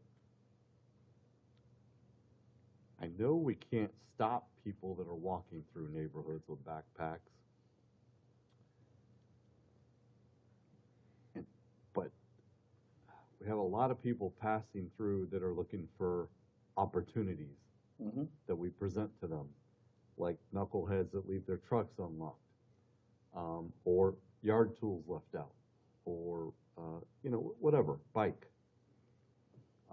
They hop on them and take off. I don't know what the answer is, but that's part of those numbers you just showed us, and maybe more of the numbers that you just showed us than I'm even aware of. What can we do in regards to that, other than presence? Well, I shared with the city manager and the mayor today the most recent May update for the number of homeless that we have been in contact, and let me explain that a little bit better. In Seminole County, we have such a great working relationship, and all of our systems are pretty much all connected. Whenever we run into a homeless individual, whether they're being trespassed or they're causing some type of issue, all of that information goes into the database. So generally once a month, sometimes every other month, we get a printout identifying the city with the most homeless contacts. And I'm pretty sure you're aware that most homeless contacts in Seminole County happen here in Sanford. And part of that is because of the resources that are here, the resources that are available for people. The unfortunate part, too, is that because we're in the county, we're the county seat. We also have the county jail. We have the unfortunate situation that happens in District 2. We have all of our other brother and sister municipalities who believe it's okay to drop their homeless at the facility on Goldsboro or in Goldsboro, and then they just tend to scatter and they never leave. So we deal with it, the Sheriff's Department is dealing with it, and we would just tell people is that if you see something that doesn't feel right, call. I mean, that's the only way that we can identify and track where these individuals are. And so if we see some type of a crime trend happening and they tend to be in those vicinities, we have a better way of tracking the individuals who are there. And then we can look and see, are they a part of the system? Are they a part of the problem? Or are they associated with the things that are taking place? So the more information we get from the general citizens, and we can put that information into a database, it gives us an opportunity to draw from that and look at where these individuals are. Commissioners, the report that the chief indicated he shared with the mayor and I shows that Sanford has 3 times the number of documented homeless than any other city in Seminole County. We provide all the services. And I believe they're opening up another facility somewhere in Sanford as well. Well, I'm not going to say it's a facility, but I think we approved some additional housing on the southeast side of the city. The sharing center. Yes. Oh. So we because we are the resources for everything else Seminole County, we end up with all of the issues in Sanford. But again, the best thing to do is just call us so we can track the individuals and then we can document who they are. Chief, I think you said this report had been sent to us? I believe it was sent to you. I haven't This seen it. portion? Maybe I missed the memo Oh, it went to the somehow. clerk's office. Okay.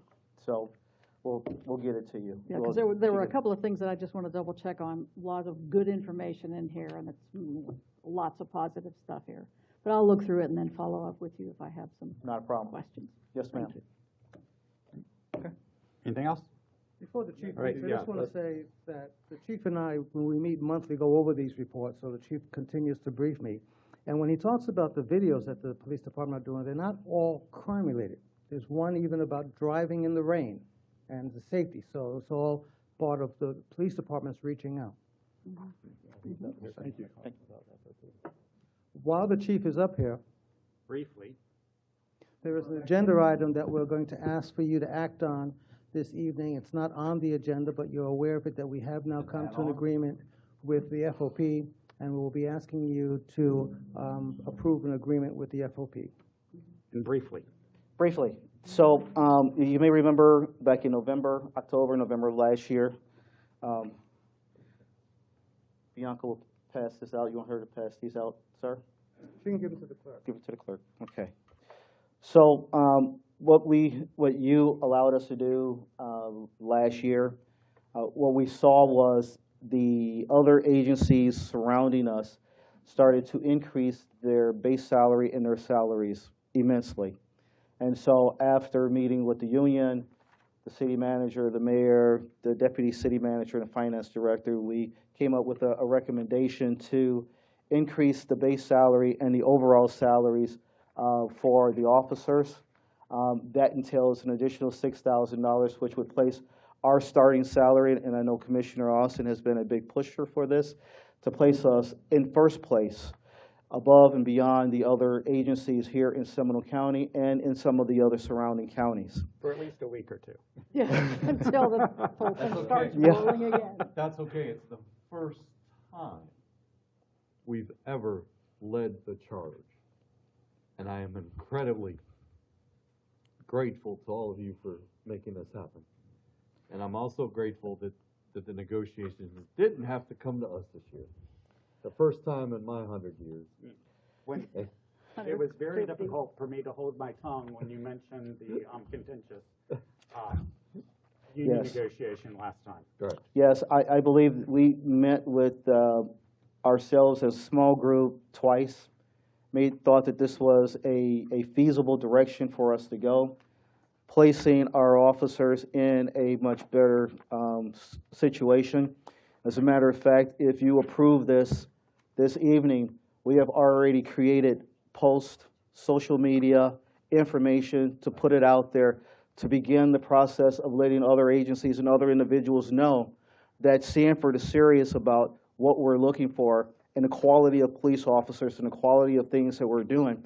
And this goes to you all because you all are the ones who give us the opportunity to get in front of the things that are taking place. So in our small group meeting, I made a recommendation. Cindy grew a couple more gray hairs. But she was able to make the situation work for the agency. Again, I believe this is going to be a huge recruiting and retention. We'll move our officers from 58,000 to 64,000, which essentially puts us above everyone else in Seminole County, but still behind Apopka, Orange OPD. County, OPD, and some of your other major organizations. But what this should cease from happening is our guys leaving. I mean, we recently had a guy who left us to go to Seattle, Washington. We all said he was crazy. Right. But, you know, this will give us and enhance our opportunity and enhance the recruitment for quality people who want to come and work for the agency. Well, and you mentioned earlier, we lost some folks the last time around. We lost some quality. We did. We lost a number of officers. Law enforcement officers that are doing big things for other people now. And this is a 1-year It's a 1-year contract. contract. We will start negotiations again. They had a number of things that they wanted to include. We said, look, here's an opportunity for you to make sure that your people to right now take advantage of and then take advantage of again in October.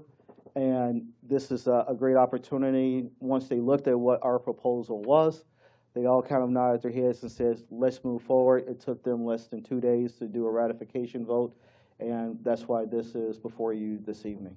Well, kudos to you and your staff for feeling the pulse of your agency. That doesn't happen in a lot of places. And the fact that y'all knew where you needed to be and knew what would be acceptable to your staff, I think speaks highly of you and your staff. And I'll shut up. Well, Commissioner, I think that you're correct that we should praise Chief Smith and the command staff for how they have negotiated and the relationship they have with the rank and file of the Sanford Police Department. Right. Thank you, Chief. Let's recruit fast before Congratulations. everybody else bumps up their salaries. Okay, so that brings us to Main Street funding. Yep. Okay, and somewhere at the dais, you have a proposal from Sanford Main Street. This is not necessarily what I'm proposing, but I'll give you a little background. Because I've talked about this a couple of times, Main Street, I think it's been 2021 is when we started funding Main Street again. I had been concerned that we were almost 100% their funding source. I mentioned that I was going to talk to Main Street. I talked to Main Street. I talked to Dan. Dan shared with me some issues with the ability to do Main Street business. I talked to Paul Williams. I'm very pleased with the change in direction that Main Street has taken in the last couple of months. I think that is, the Sanford Sizzling Summer is indicative of that. They have people working together. They're working with Main Street. And so I do want to keep supporting them. Dan's here, and I'll bring him up to share some.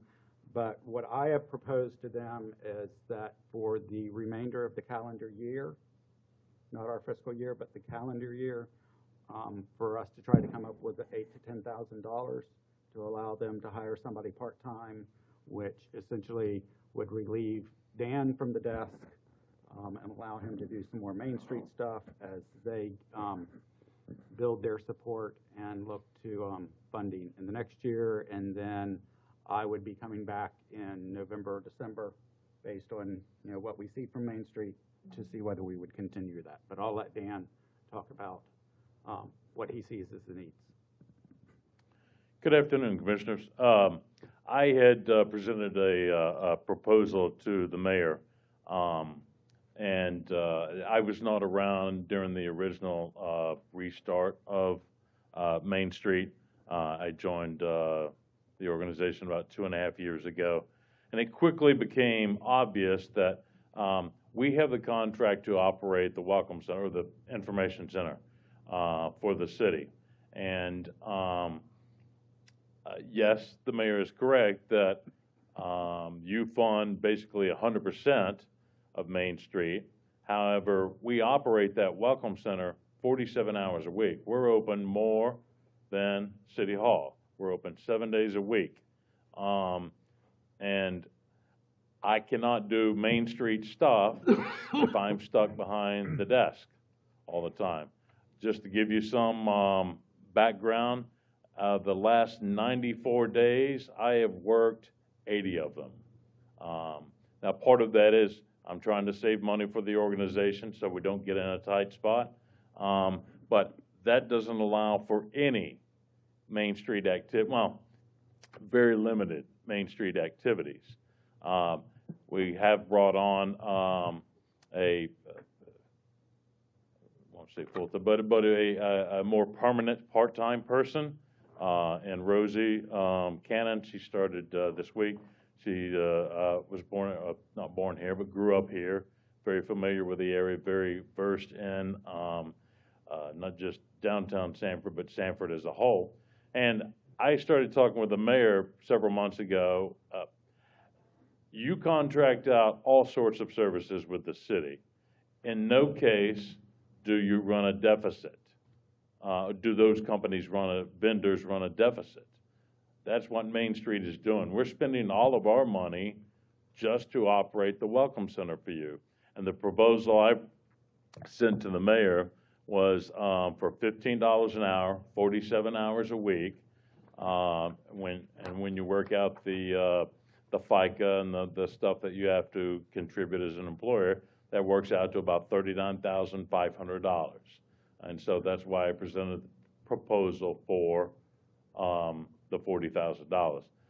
Now, we'll work with whatever we can work with. I'm not afraid of hard work. I'm not afraid. I do like being in the Welcome Center, but that's not my job. I mean, that's not the mission of my job. I can certainly train people to do those things, but, you know, and I think as the mayor suggested, you know, when we have time and opportunity, we now have an engaged board that's very excited about the Main Street mission. And if I can support them even more, we can do more than just Sanford Sizzling Summer. You know, we're meeting tomorrow. We've got a 3 or 4 hour planning session starting tomorrow that Julie Schofield is going to help lead our board through. So it allows us to actually plan some things, do some fundraisers. So we've got extra money not extra money, but so we've got money to work our mission and do things like the Sanford Seeds program, or allow us to do some sponsorships for different things. So that's where I'm coming from. I understand everybody comes to the city commission asking for money, but you're not just giving a nonprofit money. We're providing you a service 47 hours a week, and I think it should be paid for. Questions? So this position here, because you said $15, I'm looking at something that says $18 an hour here for the 40,000, and I have no objection to it. But let me ask this specific question. So you will no longer be the welcome person at the Sanford Information Center? No, and that number is to let me get out and do, I'm not going to not be in the Welcome Center. I mean, the office is there. I intend to work some days, or some hours to help. You know, that was my proposal. But no, I'm not leaving the Welcome Center, and I definitely don't want it to, go back to what it was before. I want engaged people, welcoming, talking, telling Sanford's story, telling the history, engaging with our guests that come into town. So no, I'm not never gonna show up. I mean, I'm gonna be there a lot. The reason why I'm asking is that I like, and I've heard from our guests, the experience that they have with someone at that desk, and that someone has been you, because of the wealth of knowledge and, you know, how you point people in different directions, so on and so forth. So if you're not going to be there, I just want to clarify, we will have someone now that will be at the desk instead of you, so that you can do Main Street work? Oh, absolutely. And like I said, Rosie, particularly when it comes to the 60s and 70s and 80s, she's got a broader knowledge of Sanford's history than I do in that area. And Rosie's very engaging, very welcoming. She is more than capable to provide that good guest experience. Okay. And what I've tried to tell everybody that, you know, all of the different part-times that we've had throughout, you know, my goal is I want you to take the customer service model of Chick-fil-A. You know, you never go into Chick-fil-A and not be greeted properly. Thank you for your service. Thank you for you know, shopping at our store. Thank you for coming into downtown Sanford. You know, and Rosie, you know, in just the few days that she's been working, is already got that down pat. It's a heavily trafficked area. People come in there all the time, and I've sat there and I've watched it, and I just don't want that to go away. I love when someone is saying, "Hey, where are you coming from?" and then being very engaging. So I'm hoping that we don't lose that, because technically it's no longer our real welcome center anymore. It's the Sanford Information Center. I think every city should have a welcome center, because it's not really giving that much, well, I mean, okay. And I agree 1,000% with you, Commissioner. I want people greeted when they come in the door. As they're leaving, I want people to say, "Thank you for visiting us."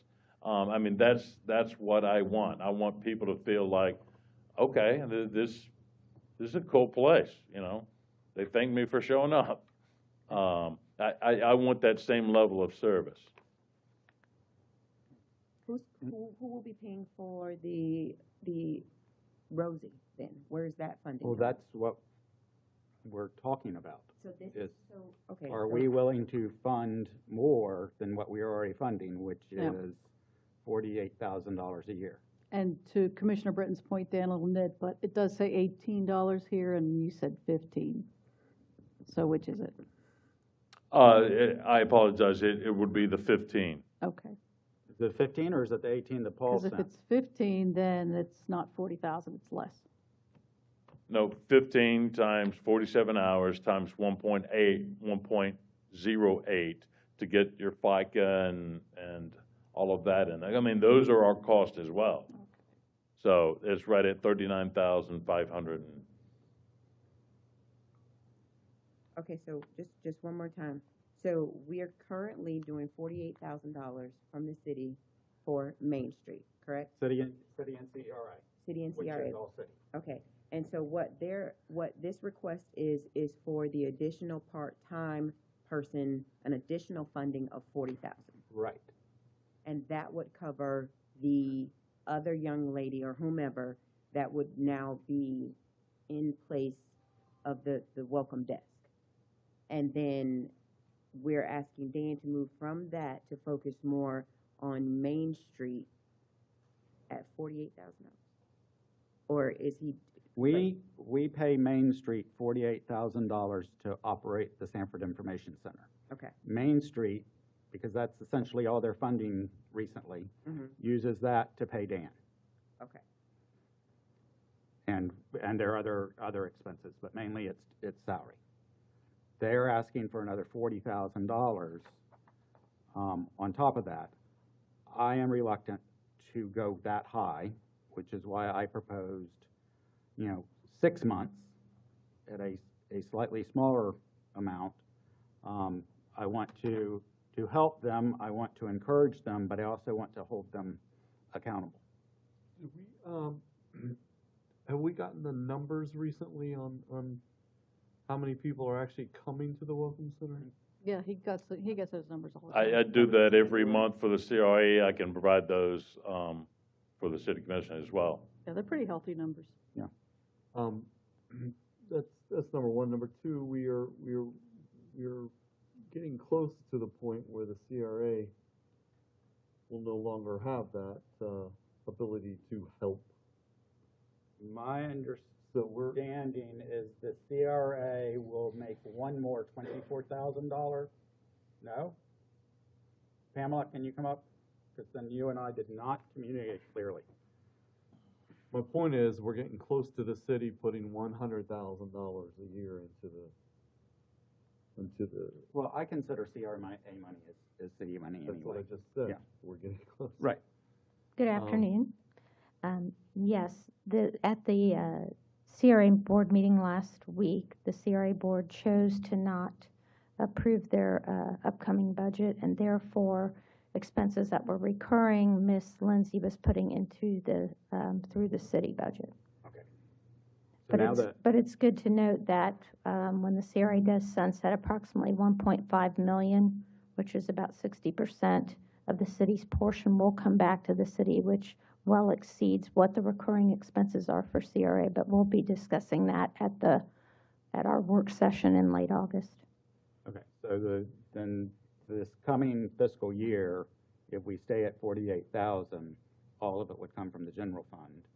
If we go 48,000 plus some other amount, it will all come from the general fund. So again, we're getting close to $100,000 a year we're putting into supporting Main Street, but having someone operating the Welcome Center for us. Right. And if you pulled Main Street out and Right. said, let's just operate the Sanford Information It Center, would cost us a heck of a lot more. it would probably cost close to the I can certainly tell you, if you were in the Welcome Center and saw the first touch of people coming in, it's very exciting for them. They're so thankful. They love having the lockers to store their things that they're on the auto train. We're waiting on ridership numbers from Mr. Singh, but as of last year, there were 87,150 riders on the trolley and Amtrak for the year. So it does work. People come back many times and see us, and so it's very exciting. They really do like it, and I swear Dan's been to every place in the world, because anyone that walks in the door, he's either lived there, been there, or went to school there. So they really appreciate that touch. So No, the hard part of this for me is, and trust me, Dan and I go at each other, and I'm not even sure we're friends, but he's impossible to replace. If it's $15 or $18, we're not going to get somebody at that desk that gives us what Dan Ping gives us. So, But he will still be supervising. Right. he's within I'm the area hoping- there. I'm Yes. hoping he can mold someone Right. to be a percentage of what he is at that desk. Well, I have to tell you, it's a group effort, because there are many times I'll get up from the desk, Tricia from Sanford Chamber will come out, and so we all welcome each other. There's times Commissioner Britton has been there as well, and so we all have said. Nobody is vociferous as Dan. Commissioner, I graduated from the University of Alabama. I'm not sure what that word means. Does it mean loud? Or annoying. Oh, wow. Jeez. Chief? Yeah, just as a reminder, the Sanford Main Street Agreement was entered in October of 2020. And, you're right, it was 24,000 city, 24,000 CRA per year, which is 48,000. It does run month to month. There's a month-to-month clause in there where either party can terminate with 30 days notice. So we do continue to run that. We receive invoices monthly. 2,000 for CRA, 2,000 for city. And, you know, if funding will continue, it'll continue to be paid by TIF, it'll just be paid through the city. Is it possible, oh, I'm so sorry. Yes, ma'am. Is it possible for the commission for us to try it and see if it is an actual return on investment, which I really truly believe that it will be? I think the energy is there now. I wouldn't want to say no right away, but I mean, could we do it for a 1-year try? Well, I was going to say 6 months to get them through the end of my recommendation was 6 months, which takes us through the end of the calendar year, at which time I think we'll have a good idea of whether Main Street is going to be what we want it to be or not, and then we can address it again at that point. 6 months is just, I mean, it's not enough. I'm 4 years as a commissioner and I can barely get through the agenda. I think you need just a little bit more time than 6 months to actually see a full return. I'm loving what I'm seeing right now, and I think that full year will be able to see what happens in the slower months, the holidays, all of that stuff. Well, I mean, we have 4 or 5 years of our return on the 48,000 and having Main Street operating the building. Yeah, but we've had a lot of challenges that we were not expecting, like COVID, that just wasn't the norm. COVID was before. Okay, you got it, Art. Well, I don't want us to lose sight on the fact that we do, as a city, pay for the maintenance, the structure. We pay the water and electric, right? So these are funds on top of what we already do for that building. So we can't continue to take on reoccurring expenses. So a 6-month trial, I think, is reasonable, and then we can look at this year's budget. I don't know as if we have a snapshot yet of what we're facing. I don't know if we have a snapshot yet of what what we're bringing in. Is it going to be an increase over last year or not? So I think a 6-month trial is reasonable, with the hope and intentions that it continues. It's an important facility to keep open and going, and it's an important cause. So.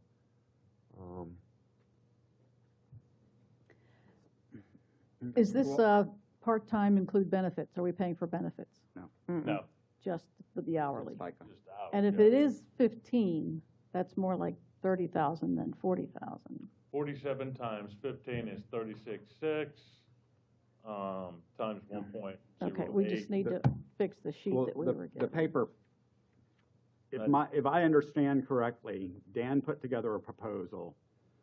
Paul sent it Right. to me. And somewhere along the way, Between the two of the them. 15 became 18 and the 40 became 35. Mm-hmm. Do we, So- if we're going to start out with just 6 months, are we sure that we need all 35 hours for the part-time help? The center's open 47 hours. I understand that. What she's saying is with Yeah. in it the whole time. I could look at cutting back somewhere, but, I mean, Because you're still going to be in the Welcome Center at times. yes. If you were in there, Well, Um, you need to have a competitive job, a competitive amount of money, and a competitive amount of hours to offer someone. So I don't know as if we want to start paring it down. okay? Just throwing Too that out. much. I would assume that the business folks and Dan thought this through and came up with a plan that they thought was good. And the 35 hours will help Dan, do what he's actually supposed to be doing for Main Street and not working for the city. Okay. Okay, You- if we cut it to 6 months, that's still $20,000, so we would have to find where is the $20,000 coming from. Can I ask a really quick question, Dan? Sure. For the Sizzling Summer, how long did it take to come up with the idea? And then, once you came up with the idea, how long does it take to execute? And then how long would it take for you to get the results of how that works? Because I'm just trying to see how long does it take for a big project like that? For Well, you to go through it, get people to buy in, and then get the data and stuff. it's a little bit hard to quantify on the front end in terms of planning, because actually this goes back to probably November, December, when Brady Lassard and I were kicking around ideas about things to do in the summertime. So, I mean, I didn't really track any of those hours, but The real specifics of putting it together were a couple of months, probably. yeah, it was Paul worked very hard and very fast. Yeah, it was probably, well, by the time Paul and Alex decided they were going to step into the role, just slight background, our previous president, Daniel Lewis, passed away in February, so we were in a little bit of upheaval. So Paul Williams and Alex Williams, no relation, decided to step up about mid-March. So from about mid-March through early May, to the heavy lifting on getting the website developed, the graphics, all of that, and then start the marketing of it. The reason I'm asking that, because sometimes it takes a little time for you to see how something works, and then if it indeed was a good investment or not. That's why I was saying past the six months, because it does take a little time for you to get it running, and then to be able to see, yes, that was an incredible investment, or no, it really didn't work, and maybe the city shouldn't really buy, into it. How are we using, because we have to be mindful of. Well, this program's through August. Just in this conversation, we probably should have on a lot of things, but what benchmarks would you be looking for? What I mean, obviously I have like visitor numbers, but what sort of goals are you thinking about as a commission? Well, for me, I'm looking at more Main Street kinds of things, not Welcome Center kinds of things. Right, I understand that. I've got that data. I'm asking what yeah. additional. So the working with other organizations like you're doing with the chamber, getting involved with the businesses, what you're doing with the Sizzling Summer, a clear marketing of downtown, not of individual businesses. Well, and those are the kinds of things I'm looking for, and that there continues to be what I'll describe as a positive energy that's moving forward. I don't expect Main Street to solve all the problems and be self-sufficient by the end of the year. There's you're going to have to build support from the community, but I think within 6 months we will know whether you're building that support or not. Right. So that's why I said the 6 months. I was trying to pare it down from the $40,000 because we do still need to find a place to take the money from. If it makes the decision easier, I believe I can do at least $5,000 of it from my city commission fund, which I will commit to whatever the total is that we agree to.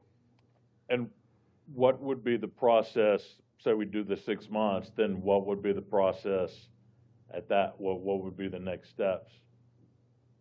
I think in November, well, part of the process will be during the budget. The city deciding, and the commission deciding how much can we budget overall. I mean, we're asking for money, just before we go into budget season. And so we don't have the luxury of going through the budget process with the money that we're asking for now. And so that's also in my thought process for, not stopping it at our budget, but giving it the full 6 months is why I said calendar year rather than budget year. And- I mean, because otherwise, normally we would say, well, let's budget some more through the end of this budget, Right, and then, the next budget year takes over. I just wanted, to make it clear that it's at least through December, because I know you're already have some plans for December. And I want to make sure we get to that. right. But I mean, then January 1, do we go back to the way it is now in terms of? No, I would expect that we have a conversation in November. Okay, okay. Dan, Actually, I think that that part of that discussion will be during Budget. the budget session. In July. The decision, I mean, if we're having a discussion in November, Budget. it's whether we're continuing the contract.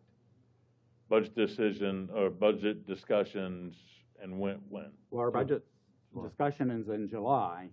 One of the things. July we of will be- next year. No, next Oh, month. I apologize. So, I mean, one of the things we'll be Gotcha. talking about, are we budgeting the whole 48,000 for Right. Main Street? And are we budgeting more for Main Street? Right, I get you. Because to get us past the end of past the calendar year, I would expect it needs to be on our budget. Right, I got you. Okay? Dan, question, do you know if the businesses that are participating in Sizzling Summer will be tracking their numbers to compare to how many people they get without this program? Well, they have to turn in the dollars to get reimbursed, right? We'll know when they turn in the dollars and we reimburse them for those. And as we've gone through our different meetings and email communications, I certainly don't expect them to turn over, their numbers to us, but I have asked them to kind of keep track, are they up 5% from last year? Are they down 20%? Yeah, that's what they just hopefully that- will know. That sort of thing, yes. Yeah, because that's what we would want you to report on, and you would want to hear from them that it's effective because they're getting more business than they have in previous summers. Right, yeah, and we're curious about that too. I've never done a program, or I'm not aware of any programs that have been done like this before. And, just to let you know, we released the seats for this week this morning. Oh, I know, they sold out in They what, sold out in 15 40 minutes? minutes. We had a line of about 120 people. And unfortunately, we couldn't serve them all. I texted him first thing this morning. I'm like, what time do you plan on coming here? Yeah, I saw the pictures of the lines, they're out the door and down the street. So Yeah. how much would it cost to get more seeds for next week? Well, the issue is we got a set amount. We got $50,000 from the CRA for this program, and we're trying to stretch it for 10 weeks. Okay. Actually, in that 10 weeks, we're going to do 11 different drops. So Okay. it works out to about $4,500. A week? And we will, tomorrow during some of our planning, or probably, actually before that, we're going to have some discussions about some ways to tweak it. I will tell you, I think, we haven't finalized, but I think there's a pretty good consensus to cut the number back from $100 to $50. You're still buying them for half price, so it costs you $25, but it gives a broader reach than that, because everybody's buying the max. Nobody's coming in just to buy, $20 or $30 And worth. it's so exciting. That one, yeah, they're pretty excited about it. And Free money. for the comments that we're getting on social media have been very mild compared to what you can get for some of the people that didn't get a Yeah. chance to get them. And We've I had mean, some I'm not unhappy being folks, funny about but that. nothing I was expecting to get reamed this afternoon, and maybe it'll still happen. But they've been pretty mild for social media. I wanted to bring up one other point. I brought it up earlier when Eileen was talking. If there are things like you need to reach out to businesses, we'll be happy to work with the city. Again, I know there is certain legal advertising requirements that you have to do, but that doesn't mean you can't augment it with Main Street going out and going door to door to the businesses that you need to talk to, or sending out emails, things like that. So generally, we find now we're not asking them to submit city applications, so that might be a different response. But generally, we get a pretty good response when we send out blasts to. We need to wrap this up. Mr. Mayor, I wanted to ask about, giving some of my funds towards the seeds, but I will match your $5,000 towards this cause, in memory of my friend Dan, and also for the Dan greater. Lewis. Yeah. I know. Yeah. Dan Pink's still. Not Dan Pink. And you said you were. Oh, yeah, that's right, you said you were my friend. Okay. So, Are you allowed to give city funds for salary? we're giving Cindy's gonna figure it out, but basically, we're using the city funds for a city purpose, and it's going to Main Street, right?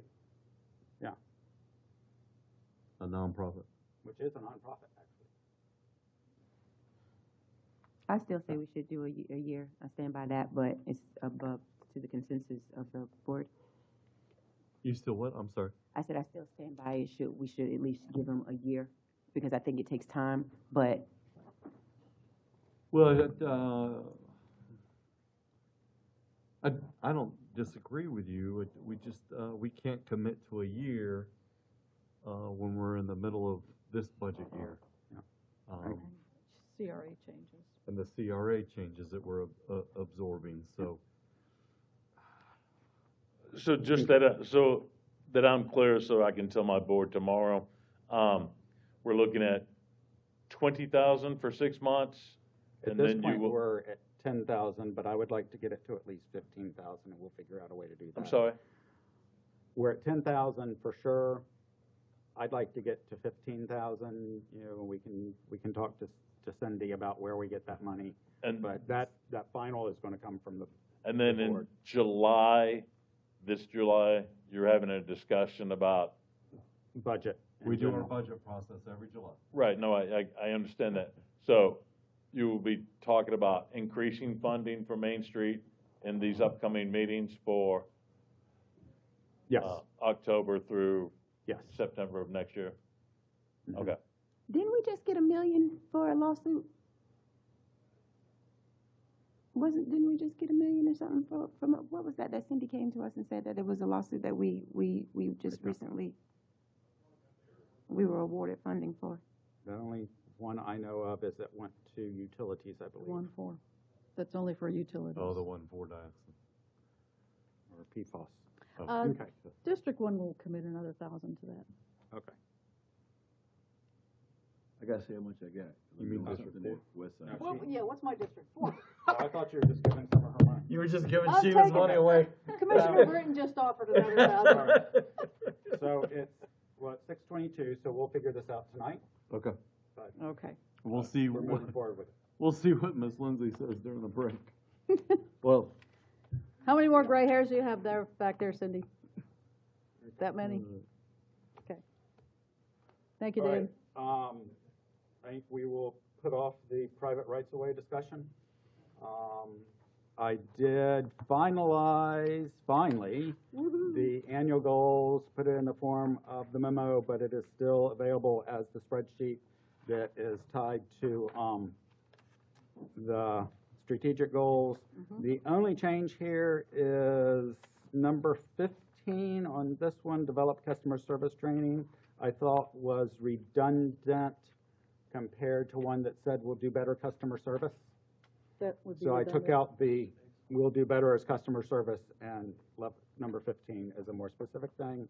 Good. I also gave you a copy of the city manager's evaluation because there had been some discussion of changing that. So if you can mark that up and get it to the clerk, if you want to suggest changes, and then we'll bring it back. Okay. We're skipping over the issue in the. Which issue? Monroe Meadows? Well, it's 6:24.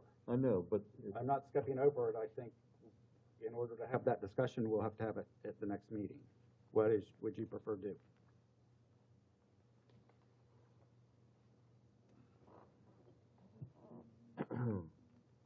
well,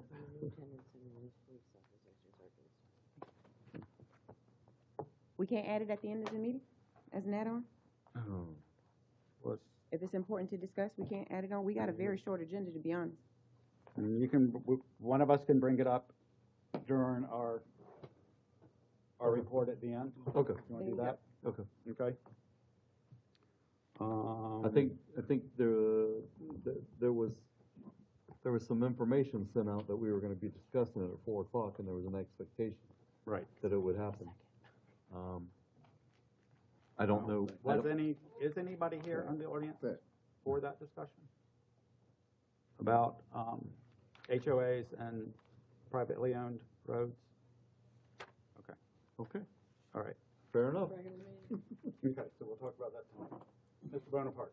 I have a couple of things, but I'm also mindful of the time. One, we gave you the new city manager's report, and again, I want to thank Elizabeth and Nico for that. I have gotten some comments back. If you would like any other revisions or adjustments, please let me know, and then we can look at making them for the next time. And then secondly, Commissioner Thomas had requested a discussion, at least an idea of having an additional work session once a quarter to touch on items that don't get touched on during the regular work sessions. Just put it on the calendar and we can decide as we get to it, do we need it or not? But I think we should at least get it on the calendar that we have the opportunity for a separate work session. Like third Monday? Third Monday will work for me. Because ours are But does first. that work for you? Another 4 PM. I would prefer not, but, I mean, you gotta do what you gotta do, right? Yeah, we could Well, schedule how it and often is third decide Monday? every time it comes up that we don't need it, but to put it reserved into the calendar so No, it's she said there. quarterly, not Yes, monthly. quarterly. Oh, okay. Yeah, quarter. I was thinking monthly, not quarterly. No, just once a quarter, have an additional work session scheduled, noticed, and then be able to say, we need this for a particular topic or not. I'm okay with doing that. Something that other cities do and it seems to be beneficial. Doesn't mean we have to, just a suggestion. I'm okay with trying that. So the clerk can put together a third Monday, once a quarter. Okay. All right. And then finally, Mr. Mayor, there have been some discussions regarding the new catering, so I've asked Ms. Lindsay to come up. Today is the first day for a new caterer, and I would like her to talk about the process for the bids for the catering. Yes, good afternoon, Mayor, Commissioners. The bid for catering was put out on the streets. You can do bids basically 2 ways. One is with a price, so the price is what determines the award, or you can do it by qualifications. This bid, we wanted a variety. We didn't want just one vendor. We wanted some to choose from. And so we did not include price as one of the factors in choosing these vendors. We did have, I believe, 8 in total bid. One was disqualified up front. The second one did not show for one of the mandatory meetings.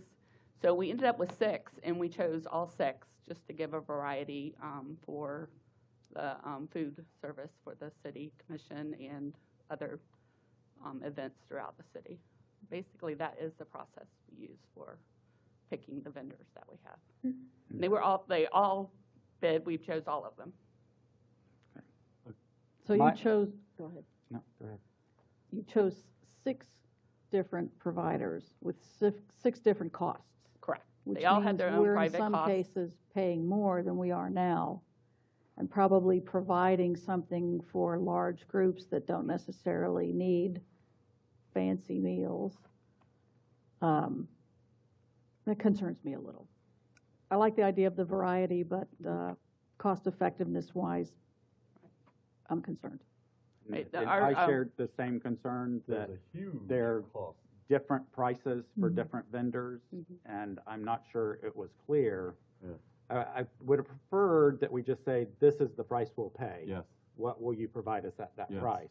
Well, Rather than give us a price and a menu. Well, the price we would have paid was $35 a plate, which is the city policy, and we did not want to put that in the bid. We wanted them to price out their own plates. But We're paying a lot less than that now, though, aren't we? we're paying $12 a plate right Yeah. now. We Yeah. have been for 6, 7 years. And all of a sudden now we decide we're gonna follow city policy? I'm troubled by this. Well, no, Number one. Number two. $12 is per city policy. It's below the 35, so that is per city policy. Number two, that wasn't included in and the qualifications. And so we've got some here, we're paying 40 plus a person. Right. Some of these are $40,000. We don't, the highest one we have is $35, because that is the city policy. And they actually bid higher than that, but we asked them if they could come down, and they agreed to that. But they all have, $35 a person for a Monday night meal is egregious. It's egregious, For especially, students in our Citizens Academy who would be happy with the $12 meal we were providing. especially when we were just discussing how are we gonna come up for money to help an organization that helps our businesses downtown. Where are we gonna scrape the dollars to pay our firefighters? Where are we gonna scrape the dollars to pay our police officers? I have to beg, borrow, and cry for funding up here for different things. But now all of a sudden we're paying an outrageous amount of money when we've had a vendor doing it for years for $12 a plate. We've had a vendor for years doing it that comes out during hurricanes to take care of our first responders. We've had a vendor here in town, a Sanford business. We now have a Groveland business feeding us. We now have a Lake Mary business feeding us. I'm sorry, I'm bothered by this. I'm tremendously bothered by this. If we bumped him up to 15, maybe he would improve the quality of the Right, food a little instead of trying to He was move given a business. $12 a head price, and he has fed us some meals well above $12 a head. He was never the told prices he were could. set by the vendors. They were not set by us. He was Up never un- told. Until we did this, my understanding is our previous vendor was told $12. Oh, I'm not sure about that. When he, Well, how long are we tied to this? We could get out of it now if you want to. when he was asked to We start can doing, pick who, out of those 6, we can pick who we use anytime we want to. when he was asked to start doing the meals, because we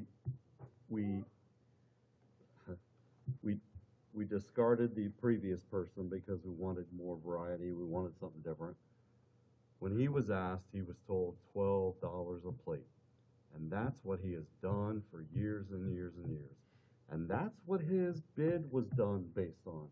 He was under the assumption it was still $12 a person. I'm not sure about that, because I wasn't involved with any of that, so I don't know any of those details. Okay, but but before we took on this process, we should have had some conversations. Well, when we put a How bid, was he chosen? What was he told his price would be? nothing. There was a bid put out on the streets, which he responded to, and he replied with a $12 plate price. Because that's what he had been told. He was not told anything different. Yeah, I didn't even know he was told that, so that we would not have known to tell him anything different either, anyways, Okay. when we put a bid out on the street. But again, So, wait, it's communication. Do we want something redone? We Yes, want I this think process the whole redone. thing needs to be redone. Okay. I don't think you're gonna end up with different results if we do the bid, other than one vendor Well, we going up shouldn't be in price. paying $30 and $40 a head for meals. I'm going to tell you that right now. Now, you get what you pay for, but I would agree that we're fine with what we I have. will vote we don't have dinners anymore if that's what we're going to be paying. I'm all for that. I'll bring my own damn lunch. This is egregious. This is not. Let's come up with a plan to Hey, redo this. why are we spending this much time on it? We ain't have this much passion about But Main keep in Street. mind that part of the reason for doing this is for staff, who doesn't get to go home for dinner. I understand that completely, but I don't think staff would want to spend $40 for a dinner. Well, and for Citizens Academy and many other things that he provides for. So if we redo it, what are the parameters of redoing it? Because like I said, I'm not sure you're gonna end up with any different results other than for one vendor. Well, how do you choose the vendors for other things the city does? We choose one vendor, All and right. it's at the lowest price. Okay, This is not the way this bid was done because we wanted a variety. okay, but Can we set, this is the price we'll pay, what will you provide us for it? We can do that if you would like. I'm not sure that will get too many results, but we can try it. So be it. So be it. I mean, it seems to me that everyone should be getting paid the same. Yeah, that's the other troubling part. Oh, no. All right, we can do that. All right, let's look and see if we can. Thank you, Ms. Lindsay. You're welcome. All right, All thank right. you. Thank you. That's Anything all I else? have. Okay, then we are adjourned. And I'll see you back down here soon.